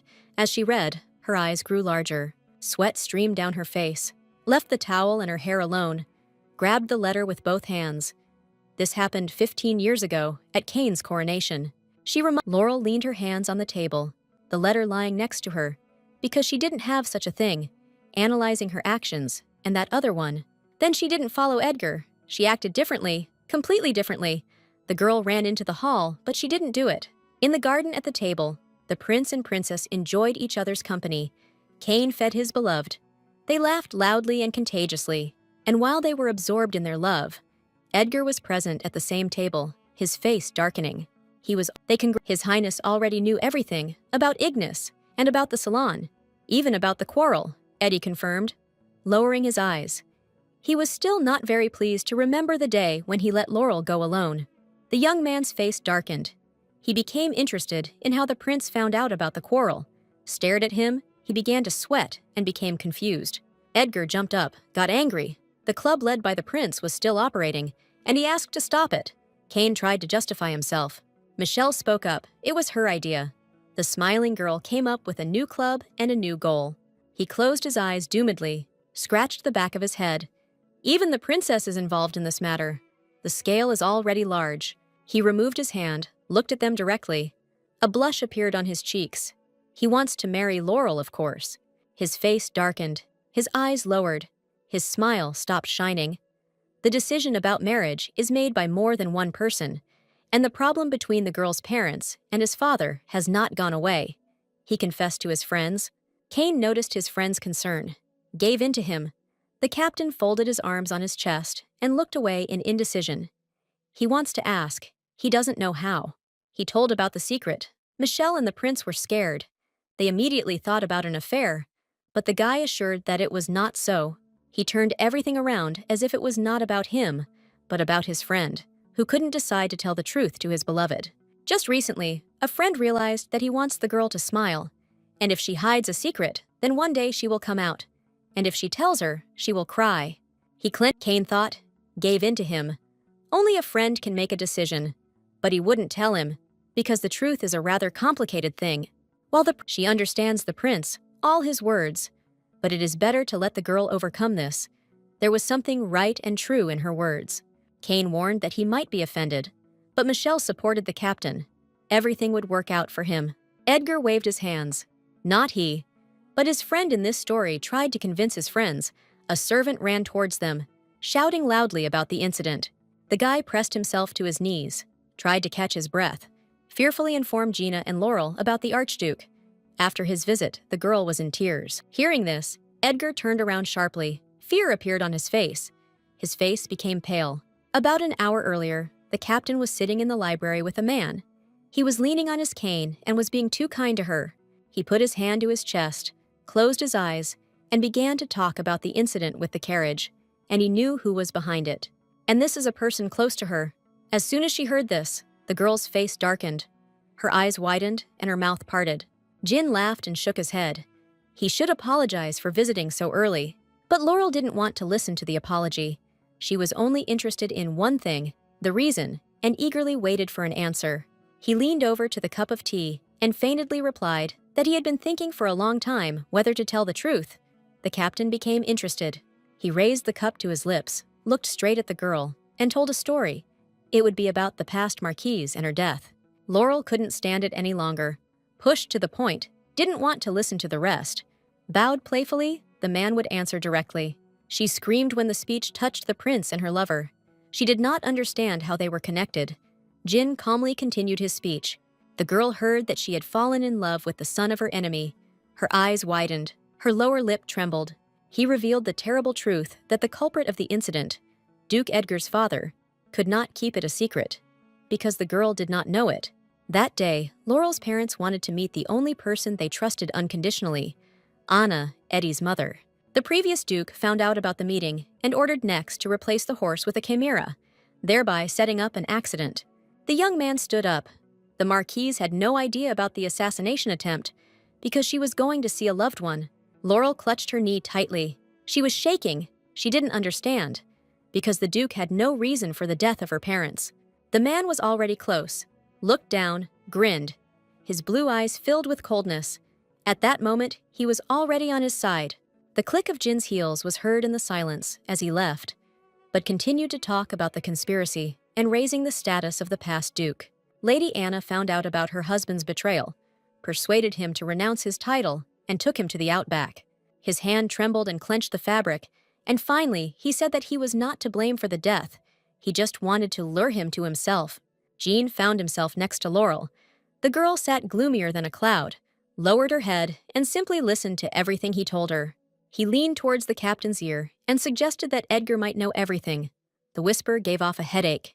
Laurel, surprised the Archduke, stood up, was confident in the young man. "Not like that," she stated decisively. She thanked her for the story, walked away to the door, and already touched the door handle with a trembling hand. She herself would ask the captain. She opened the door, held it, turned to the man, and asked his lordship to leave.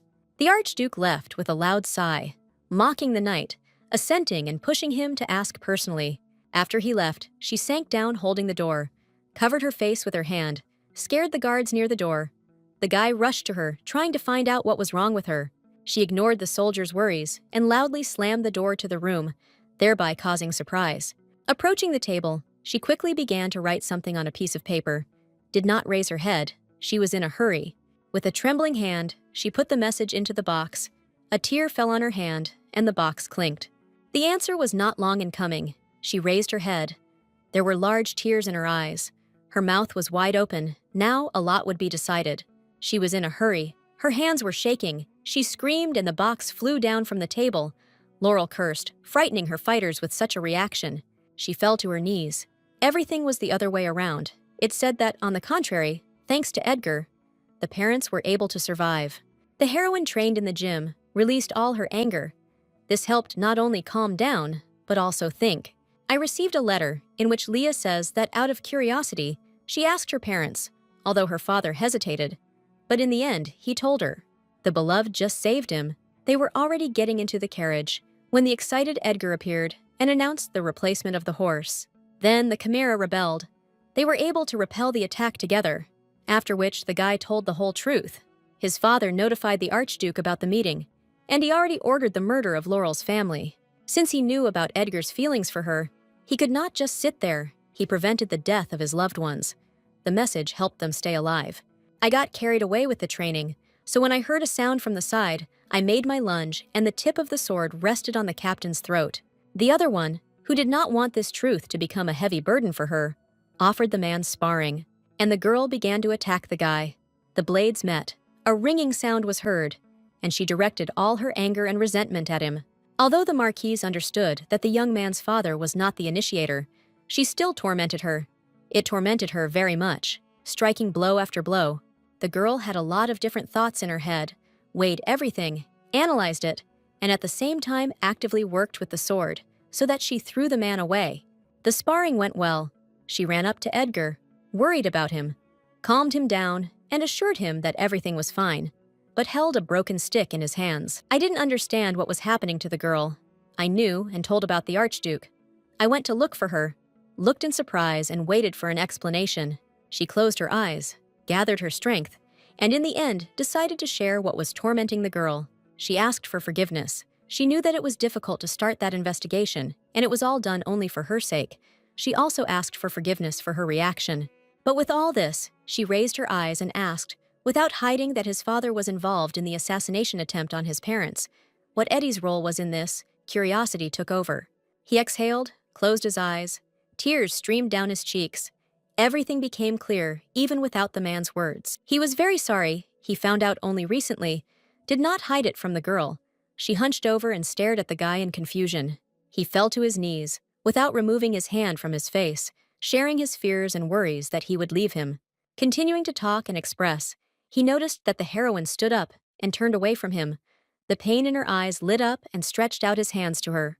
Laurel listened to him, said a lot of things, but only said that all this could not bring her parents back, and did not turn around. She continued in the same way, without turning around, that she shouldn't see each other anymore. They were breaking up right now. She closed her eyes and began to leave, breaking everything that was between them. Edgar was in pain, jumped up, extended his hands, and shouted the girl's name, all the hopelessness and despair in this name. He ran up, put his hand on his shoulder, prayed that his beloved could listen, asked in a whisper. She turned her face. Tears rolled down her cheeks, unstoppable, and the look she cast at the guy was insane. She turned around, leaving the man behind her, and continued moving, although he asked not to leave. But he understood that he would never return. He fell to his knees, covered his face with his hands. No matter how he asked, no matter how he begged the heroine, she silently left, leaving everything that was between them behind. Ignis listened carefully to the crow, and a light smile appeared on her lips from what the animal told. Leaning on the railing, she was very pleased that the girl was on the edge. The man did not turn around, but squinted his eyes. Archduke Jin chuckled, closed his eyes, and leaned on the handle of his cane, hoping that he could not stand the nobility and truth. He slightly embellished the version that Laurel presented, told about the meeting of the Marquise and what happened next. Everyone present in the hall was pleased with this event. Ignis sat down on a chair, remembering that moment, grinning. They were in such a hurry to get to the Duchess that they forgot about their safety. The discussion touched upon both Edgar and his mother. The boy's father lost heart and ran away, and Anna betrayed her friends and saved her husband. Jean twisted the truth. The Duchess, in his version, knew everything from the very beginning. An evil grin touched her lips. I turned to Ignis and asked about next. This question took me by surprise, but she continued to examine her fingernails. I remembered her words. The uprising is very soon, but the girl waved it off and didn't know what was wrong with him. He rudely interrupted the attempt to justify himself, reminded how their fathers died. The words rang in the room. There was no hiding or hiding from them. The man stood up and now towered over the girl. They swore that they would overthrow this weak-minded prince, Jin sealed. The young man was already leaving when Ignis admitted that next would return, stopped and nodded. She snapped her fingers and sparkled with fire. He couldn't live without her. The villain was sure of that. Next was sitting under an old canopy. His lowered head indicated his thoughts. The girl appeared unexpectedly, and the guy had not yet seen her. Noticing her, he ran screaming, but miscalculated and tripped over a stone. Stretched out on the path, the witch did not speak. He bowed his head, begged to forgive him. Remaining in a bent position, he persuaded and poured out his soul how hard it was for him without his beloved. He will no longer become a hindrance. The girl's hands gently lifted the guy's face. It was drenched in tears. She carefully examined his face, noticed the wound. The young man was embarrassed. The tears kept flowing, but they became a little less. She promised to teach a lesson. She fell to her knees, embraced her, and so they cried about their love, thanking Ignis for returning to her. Bell stood near the door and hesitantly raised his hand to knock, doubting how best to proceed. He was worried about his sister, and finally, he decisively called Leah. But the girl was sitting with a glass of water and turned to her brother. She turned back, nodded. Everything was fine. She didn't talk. She got away with a dry answer. The young man was confused.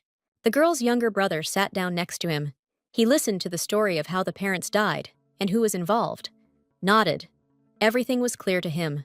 He said sadly, he didn't even suspect it. The girl smiled. Now they need to think about something else. Laurel reminded her of the uprising ahead. The young magician trembled, lowered his head, and tears rolled down. He didn't understand how hard it was, because Eddie was the only one she could rely on. They did an excellent job when it was necessary, but now, if it hurts, let the pain come out, her brother said, and tears flowed down the girl's cheeks. There is no need to hold back anymore. In fact, it is very bitter to realize the separation. The brother and sister hugged each other and gave full vent to their emotions. They cried like never before. Even at the funeral of their parents, they tried to hold on. They felt like they were little again. They remembered that they hadn't been to their parents for a long time. They wanted to go. It was decided right now. They missed them very much. They were not at the grave. Bell was holding a large bouquet of flowers in his hands, and Laurel was smiling at him. Now they will visit them more often. But they stopped abruptly and saw Edgar standing with a bouquet near the grave of the captain's parents. He knelt down on one knee in front of the grave, apologized, and was sincerely sorry. The brother and sister stopped, dumbfounded by this. They were silent and waited for what would happen next, listening to the apologies. He lowered his head, exhaled, whispered an apology again. He had no idea what his father had done. The man was bitter.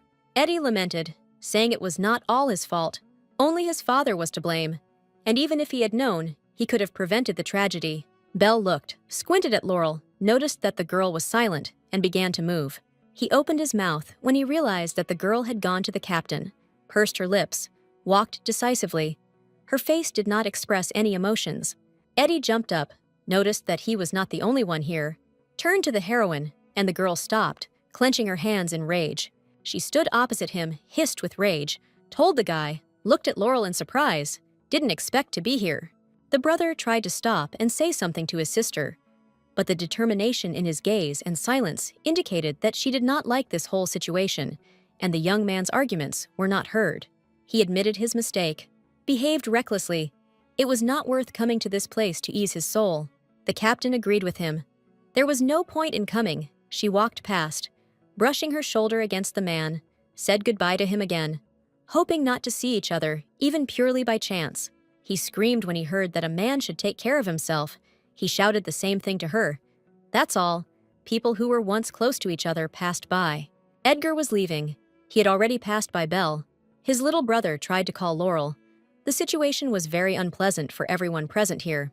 Belle was confused. He thought it was too rude to him. He didn't understand what was happening, because there was such love between these two. But the heroine did not listen. She heard, but did not comment, interrupted the young man, and asked to say hello to his parents. He came up and finally told his sister he didn't understand why they had a quarrel, and asked her a question about love. Tears flowed down her cheeks. She admitted that she loved her, interrupted herself, answered that she loved her. Her confession came as a complete surprise. Belle blushed, lowered his eyes to the flowers. But what happened was that he heard his sister's voice. The blame for the death of his parents lay with her. Captain Edgar, the son of the man who was responsible for the death of his parents, screamed, throwing out all his resentment and pain. These people should not be happy. She fell in front of the grave, her chest hurt. They all must suffer the same way their family suffered. The brother listened, but could not remain silent. Then she doomed herself to misfortune, he thought. Touched the flowers. Tears flowed down her cheeks. I couldn't say that I knew my parents better than my sister, but I was sure that they didn't want the girl to choose revenge, but her happiness. In fact, it was no one's fault, and Laurel and Eddie became victims. If you analyze the situation, the captain tried to do everything to make her happy. He stood next to the girl, showed hope that she might suddenly change her mind, but she leaned towards the flowers and quietly whispered that she would never be able to forgive. She threw away the bouquet of flowers that Eddie had brought from the grave, stood up and the wind ruffled her hair, and decided not to love this man anymore. The guys gathered in the hall. One of them was sneezing and snot flowing. He wrapped his arms around himself, trying to warm up. It was a little cool. The atmosphere between the knights was as cool as a northern cyclone. They discussed the seating chart and the list for the upcoming ceremony. Edgar raised his head. He began to notice that the guys were up to something. He narrowed his eyes, having a bad feeling. The delighted boys turned to Laurel. They wanted to offer something, discuss something. They had a lot of persistence. They had a proposal for both the 1st and 2nd battalions to organize joint training, and they were pleased with themselves. She closed her eyes and lowered her head. They already had training planned for next week. Seeing their readiness, the girl can lead her. The guys grabbed each other, looked at the captain in fear. A special activity right now, especially for them. She stood up and clasped her hands. A flame blazed behind the girl. The training was successful. The defeated guys collapsed on the ground. Their strength left them. The color drained from their faces. They didn't understand why this was happening to them. They were exposed. They could die. This training was very intense. Laurel paid attention to the smell. It smelled like very tasty cakes. She picked it up and began to examine the chocolate cake, wondering who forgot. She got up and saw that a path was lined with such cakes. The heroine was surprised at this, but tried to understand. Edgar sniffed, felt that he smelled something sweet, closed his eyes, enjoyed it. The boy tried to assure him that everything was imagining everything to him. Such a smell could seduce, he showed his finger. They noticed that Laurel was already trying this cake. She looked at them angrily. The cakes did not help. The guys howled, turned to the deacon, asked to share wisdom. They had to eat these cakes themselves. The man suggested that when they are alone, they communicate and spend time together. Then reconciliation occurs. Some were indignant because they were minors. The young people were thinking about a third operation, and now Laurel is already listening to how to make the trip comfortable. With her mouth open, the captain stared at the carriage, which was decorated in pink and had horses tied with a ribbon. Without turning to them, the girl answered directly. She knew what these guys were trying to achieve, while they happily sent off the carriage, which they thought they would like. They didn't guess one thing. I just didn't understand why they needed all this. The memories were transferred to the moment when they were riding in a cramped cabin with Eddie. The guy whispered. They were only starting to make the captain angry. They knew what he would ask. When discussing the plan, it came to mind. Then one of the soldiers admitted that the girl understood everything correctly. They wanted to organize a meeting with the captain of the 1st Battalion. Ape began to tell Laurel that even such bunglers as they were able to notice the withdrawal of the characters. What to say about the rest? His friend tried to stop him, but it was too late. They noticed the exhausted appearance of the knight. They offered to try to talk with Edgar. They wanted the best. The more the girl listened to the man's speech, the lower her head sank. It was clear that she missed the captain very much. She asked them to come back, then touched the carriage door, smiled, and thanked them for their concern. The faces of the young men changed. They were able to cope with this and were now very pleased with themselves. She smiled. After all, her boys were so cute. The carriage took them away. The girl thought that they were right, and she needed to talk to the captain. In this carriage, the heroine lowered her head, wondering where to start her conversation. She had a lot of questions and wanted to ask everything. She touched the glass with her palm. First, you need to sort out all the misunderstandings. Then you can think about whether to forgive. You can't forgive a man. I didn't know what to do. I despised myself for it. The carriage stopped. The door opened. The surprise on the guy's face was not feigned. And while the girl was tormented by thoughts, about love or not, the young man climbed into the carriage, his eyes betraying sadness. The captain looked at the girl in the carriage in surprise when she asked a question about time. How long had she known about her father? She didn't look up and said that when her father found out about their relationship, he wrote a letter to his mother. Eddie didn't dare get inside. The guy tried to explain that there was no deception. She didn't look at him anyway. She replied that Archduke Jin said everything. Edgar heard the version with his mother and father, screamed when his father refused the title, referred to his poor health, and his family believed him. I gave in to the girl. All the words were sincere. There were no lies then. Resentment and pain rang in my voice, which still made me look at the man. He raised his head, exhaled sharply. His eyes turned into small buttons as soon as he heard about the trial and his father. He lowered his head, bowed in front of Laurel, turned away as she thought, the expected result. She closed the carriage door. There was a request. She talked about it, so that the captain would stay away from her, she reminded her. She is so tired. She understands and knows perfectly well that she must keep her distance, but she can't. She listened with her head raised, her face turning pale. She asked me to help her with this. When they arrived and began to descend, they heard a call. Someone was calling them. Kane's servant came running to them, barely caught his breath. They urgently needed to bring these two into the office. They learned that there would be no uprising at the prince's coronation. The couple was surprised. In His Majesty's office, they sat down on soft chairs, were impatient to find out the reasons, and hurriedly asked about the uprising. They began to offer options from whom they could find out. Laurel would ask another from herself, Eddie from an ally at the holiday. And so they acted harmoniously and deftly together that Kane looked up from his papers and opened his mouth at this. The man interrupted them. He would have liked to, attracted attention to himself, continue preparations for this uprising, completely confused the knights. He clasped his hands, put his chin on his hands. If they believe in this and the uprising happens, too many people will die. Therefore, we need to act strictly according to plan and keep the rest secret. And that's what we decided on. There are 2 days left before the birthday. They are guided by the information they received from another world and are preparing for anything. The Archduke will be with the red-haired girl, and the attack will happen after the first dance. The other Leah told all this. As planned, Laurel and Edgar will be in the center of the hall, dancing and guarding His Majesty. The captain clearly informed. He clasped his hands, clapped. Kane's face lit up when he heard the plan, praised the two, He was happy with everything and liked everything. The man nevertheless expressed doubts about their dance. Asked to try to dance, Eddie tried to deny it, but the girl easily agreed. She stood up and extended her hand to him. They shouldn't arouse suspicion, so it's worth practicing. If she wants it, they can try it, he agreed, and extended his hand, touching each other.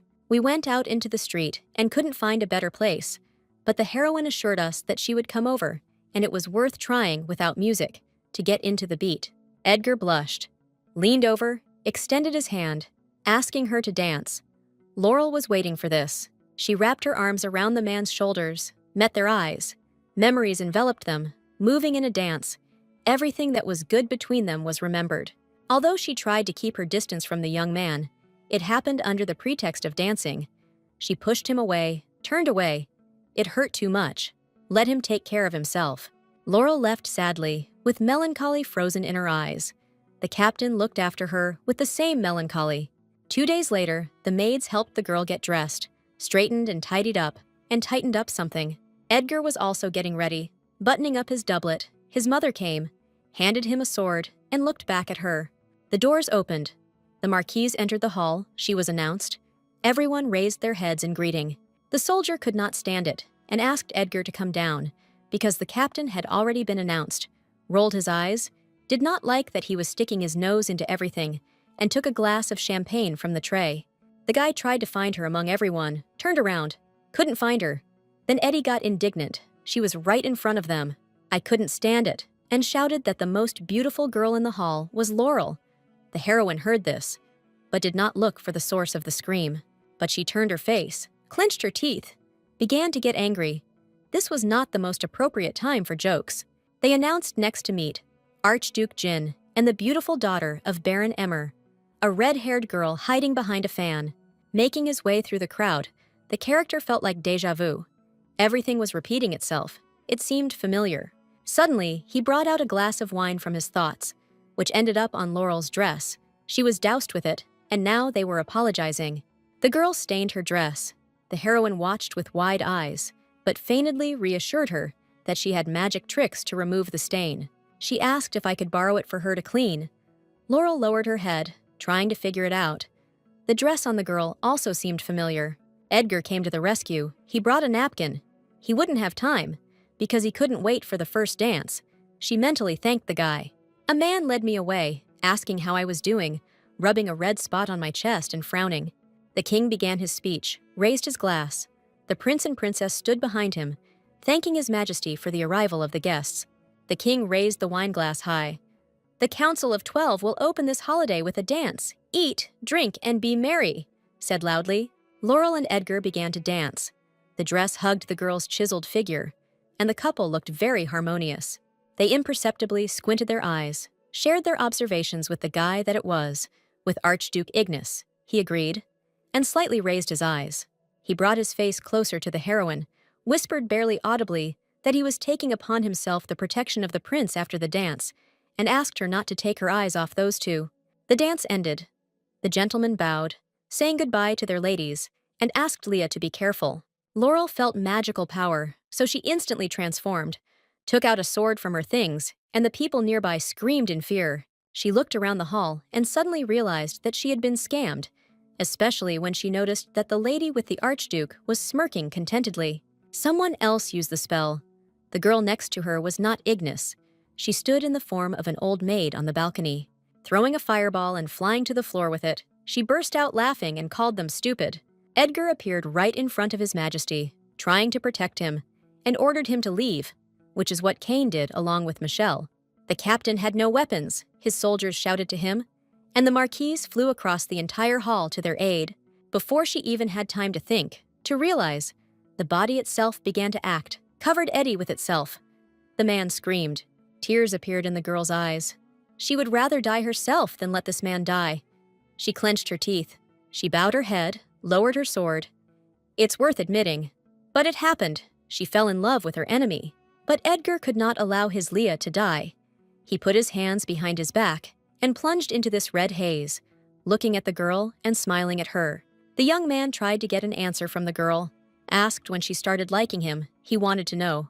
She closed her eyes and philosophically noted that sometimes love comes with a person into life.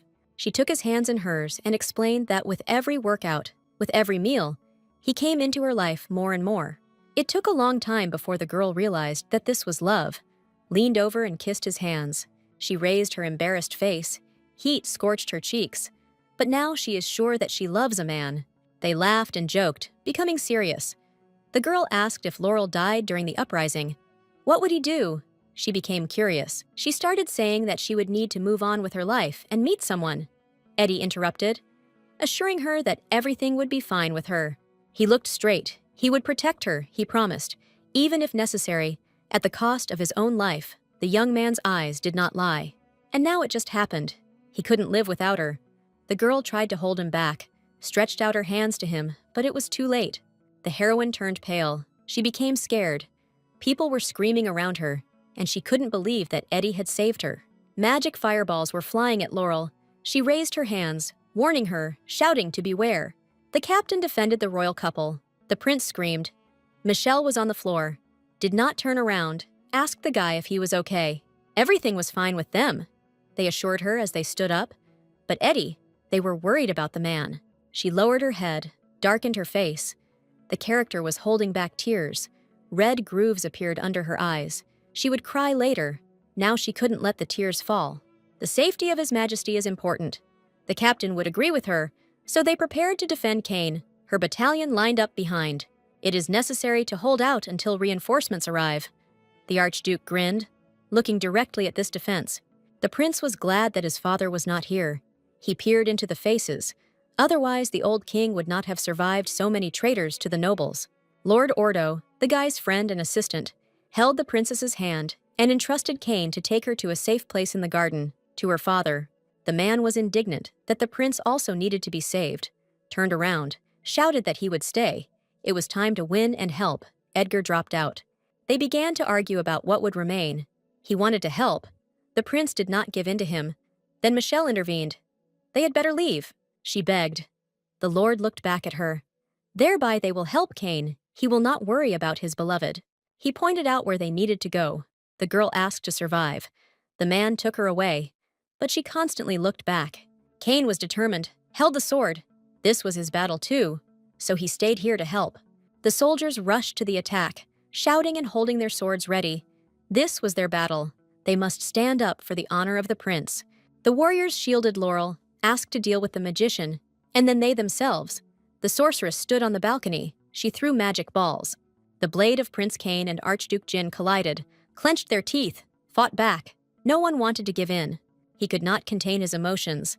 The man screamed and swore that he could not allow such a mediocrity to be at the head of the empire. The nodules on his face began to move with anger. The sword whistled, and a wound formed on Jin's face. Blood and sweat flew to the side. He threw his head back. It hurt. Kane was filled with anger. He, in turn, could not allow such a heartless bastard to take his place, it was said. The girls confronted each other. Laurel repelled the fiery attack with her sword. Ignis directed the full power of her power at her. Crazy speeches came from the sorceress. She laughed at the captain, egged him on to praise her. Because she killed the enemy, not wanting to listen to such a thing, she swung her sword. There was an explosion, and Ignis was thrown back against the wall, lowered her head on her chest, did not try to get up. She no longer had the strength to do so.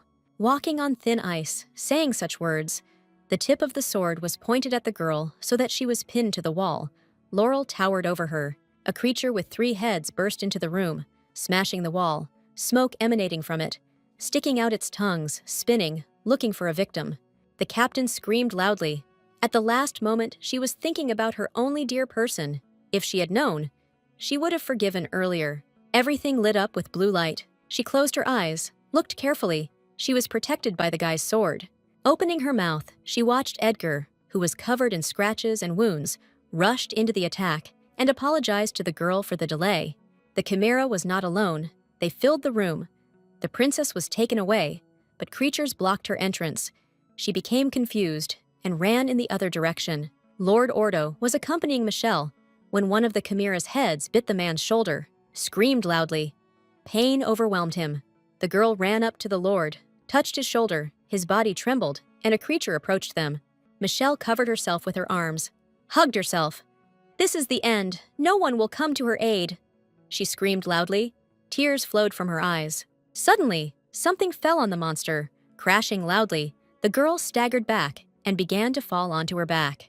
The old king commanded his warriors. He needed to save the princess. He led the army, repelling the attack of those who dared to attack. The princess's sister arrived on time. Katie helped defeat the chimera, smiled at the girl. They made it on time. The woman persuaded the magic tower to come to the rescue, and the magicians did a good job, repelling the attacks of the monsters. Belle was worried about his sister, asked Michelle how and what, lowering his head and hiding his tears. He told about Laurel and Eddie. Katie refuted the girl's words about the captain. He is more alive than all the living.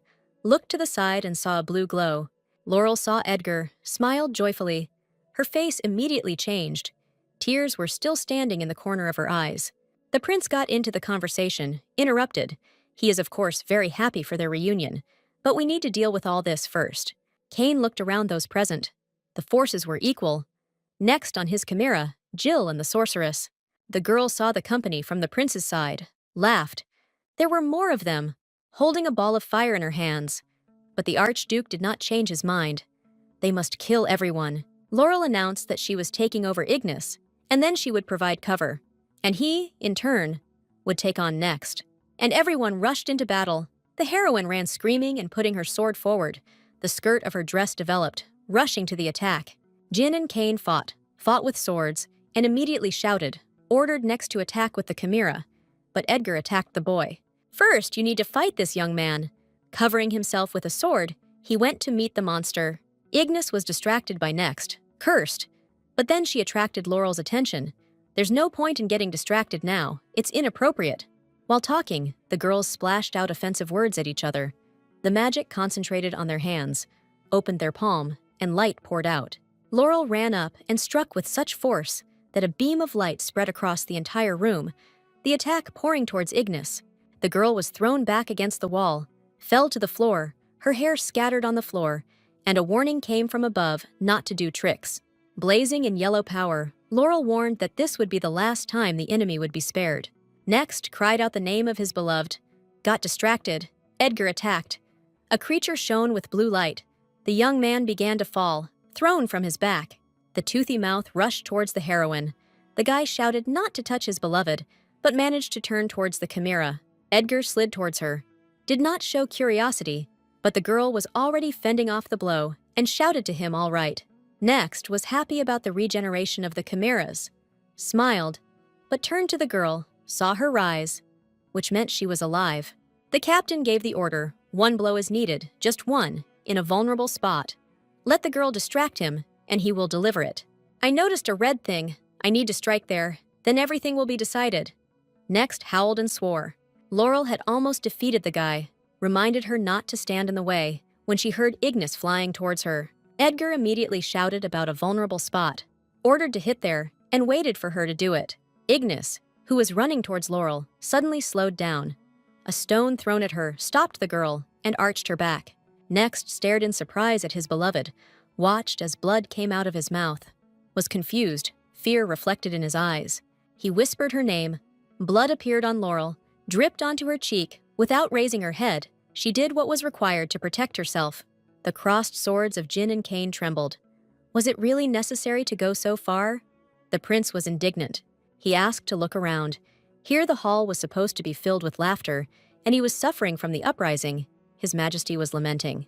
Jin could not contain his emotions, he shouted. That's why Kane is not suitable for the role of king in this empire. The man was indignant. The Archduke screamed, was terribly angry, raised his sword, and was about to hit Kane. A blush colored his cheeks.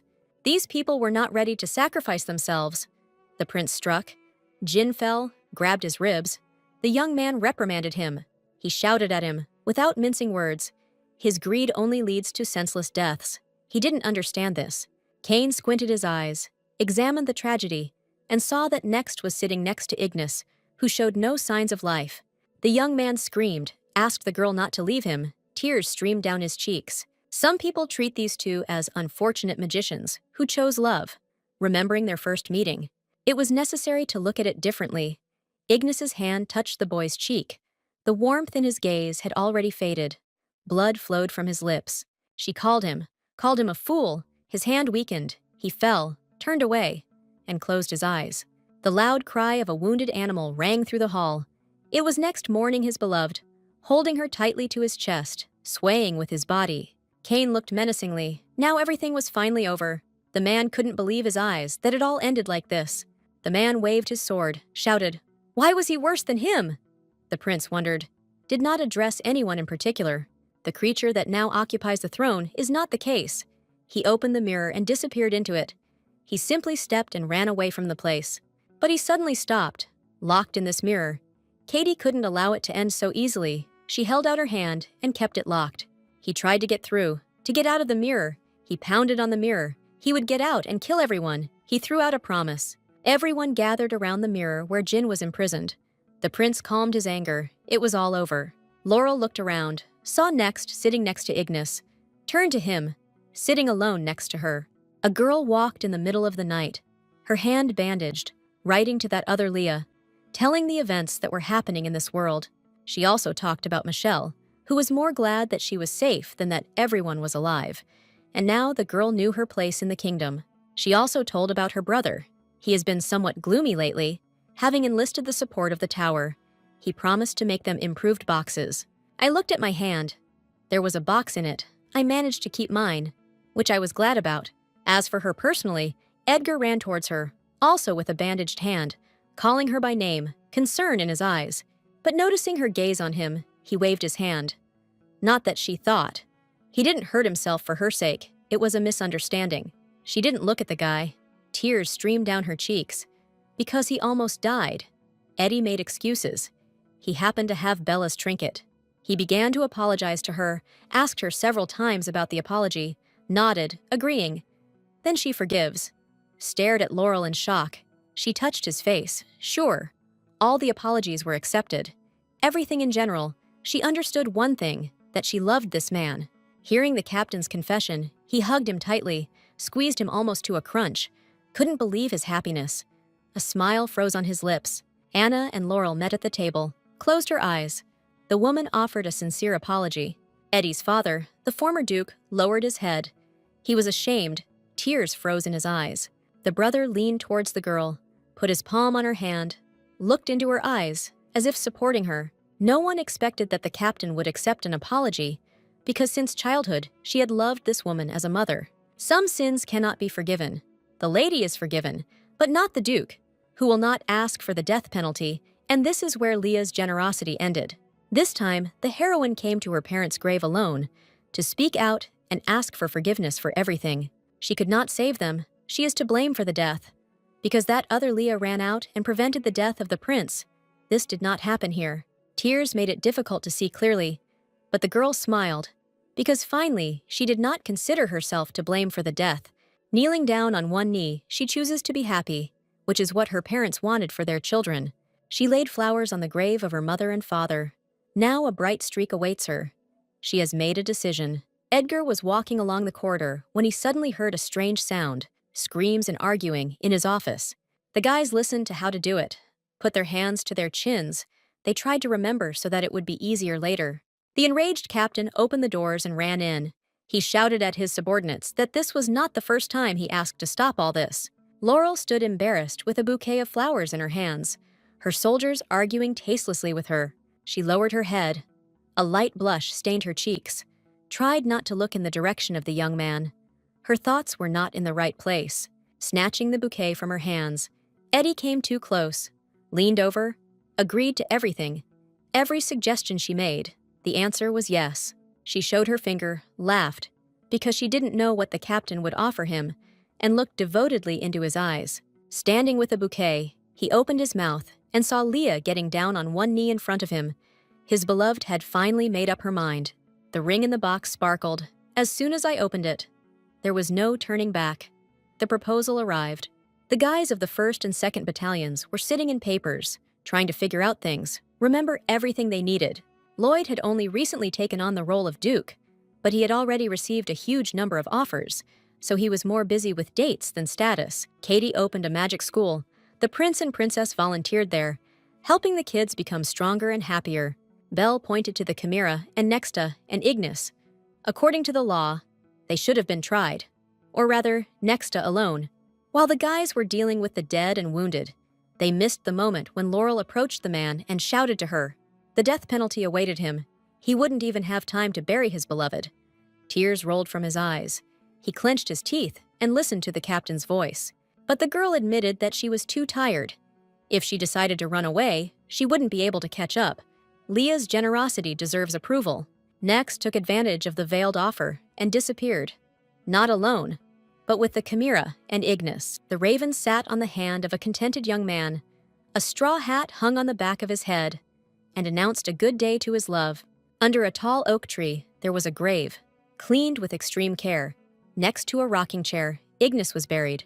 The other Edgar leaned towards his wife. He saw that he was reading a letter from another Laurel. He showed curiosity.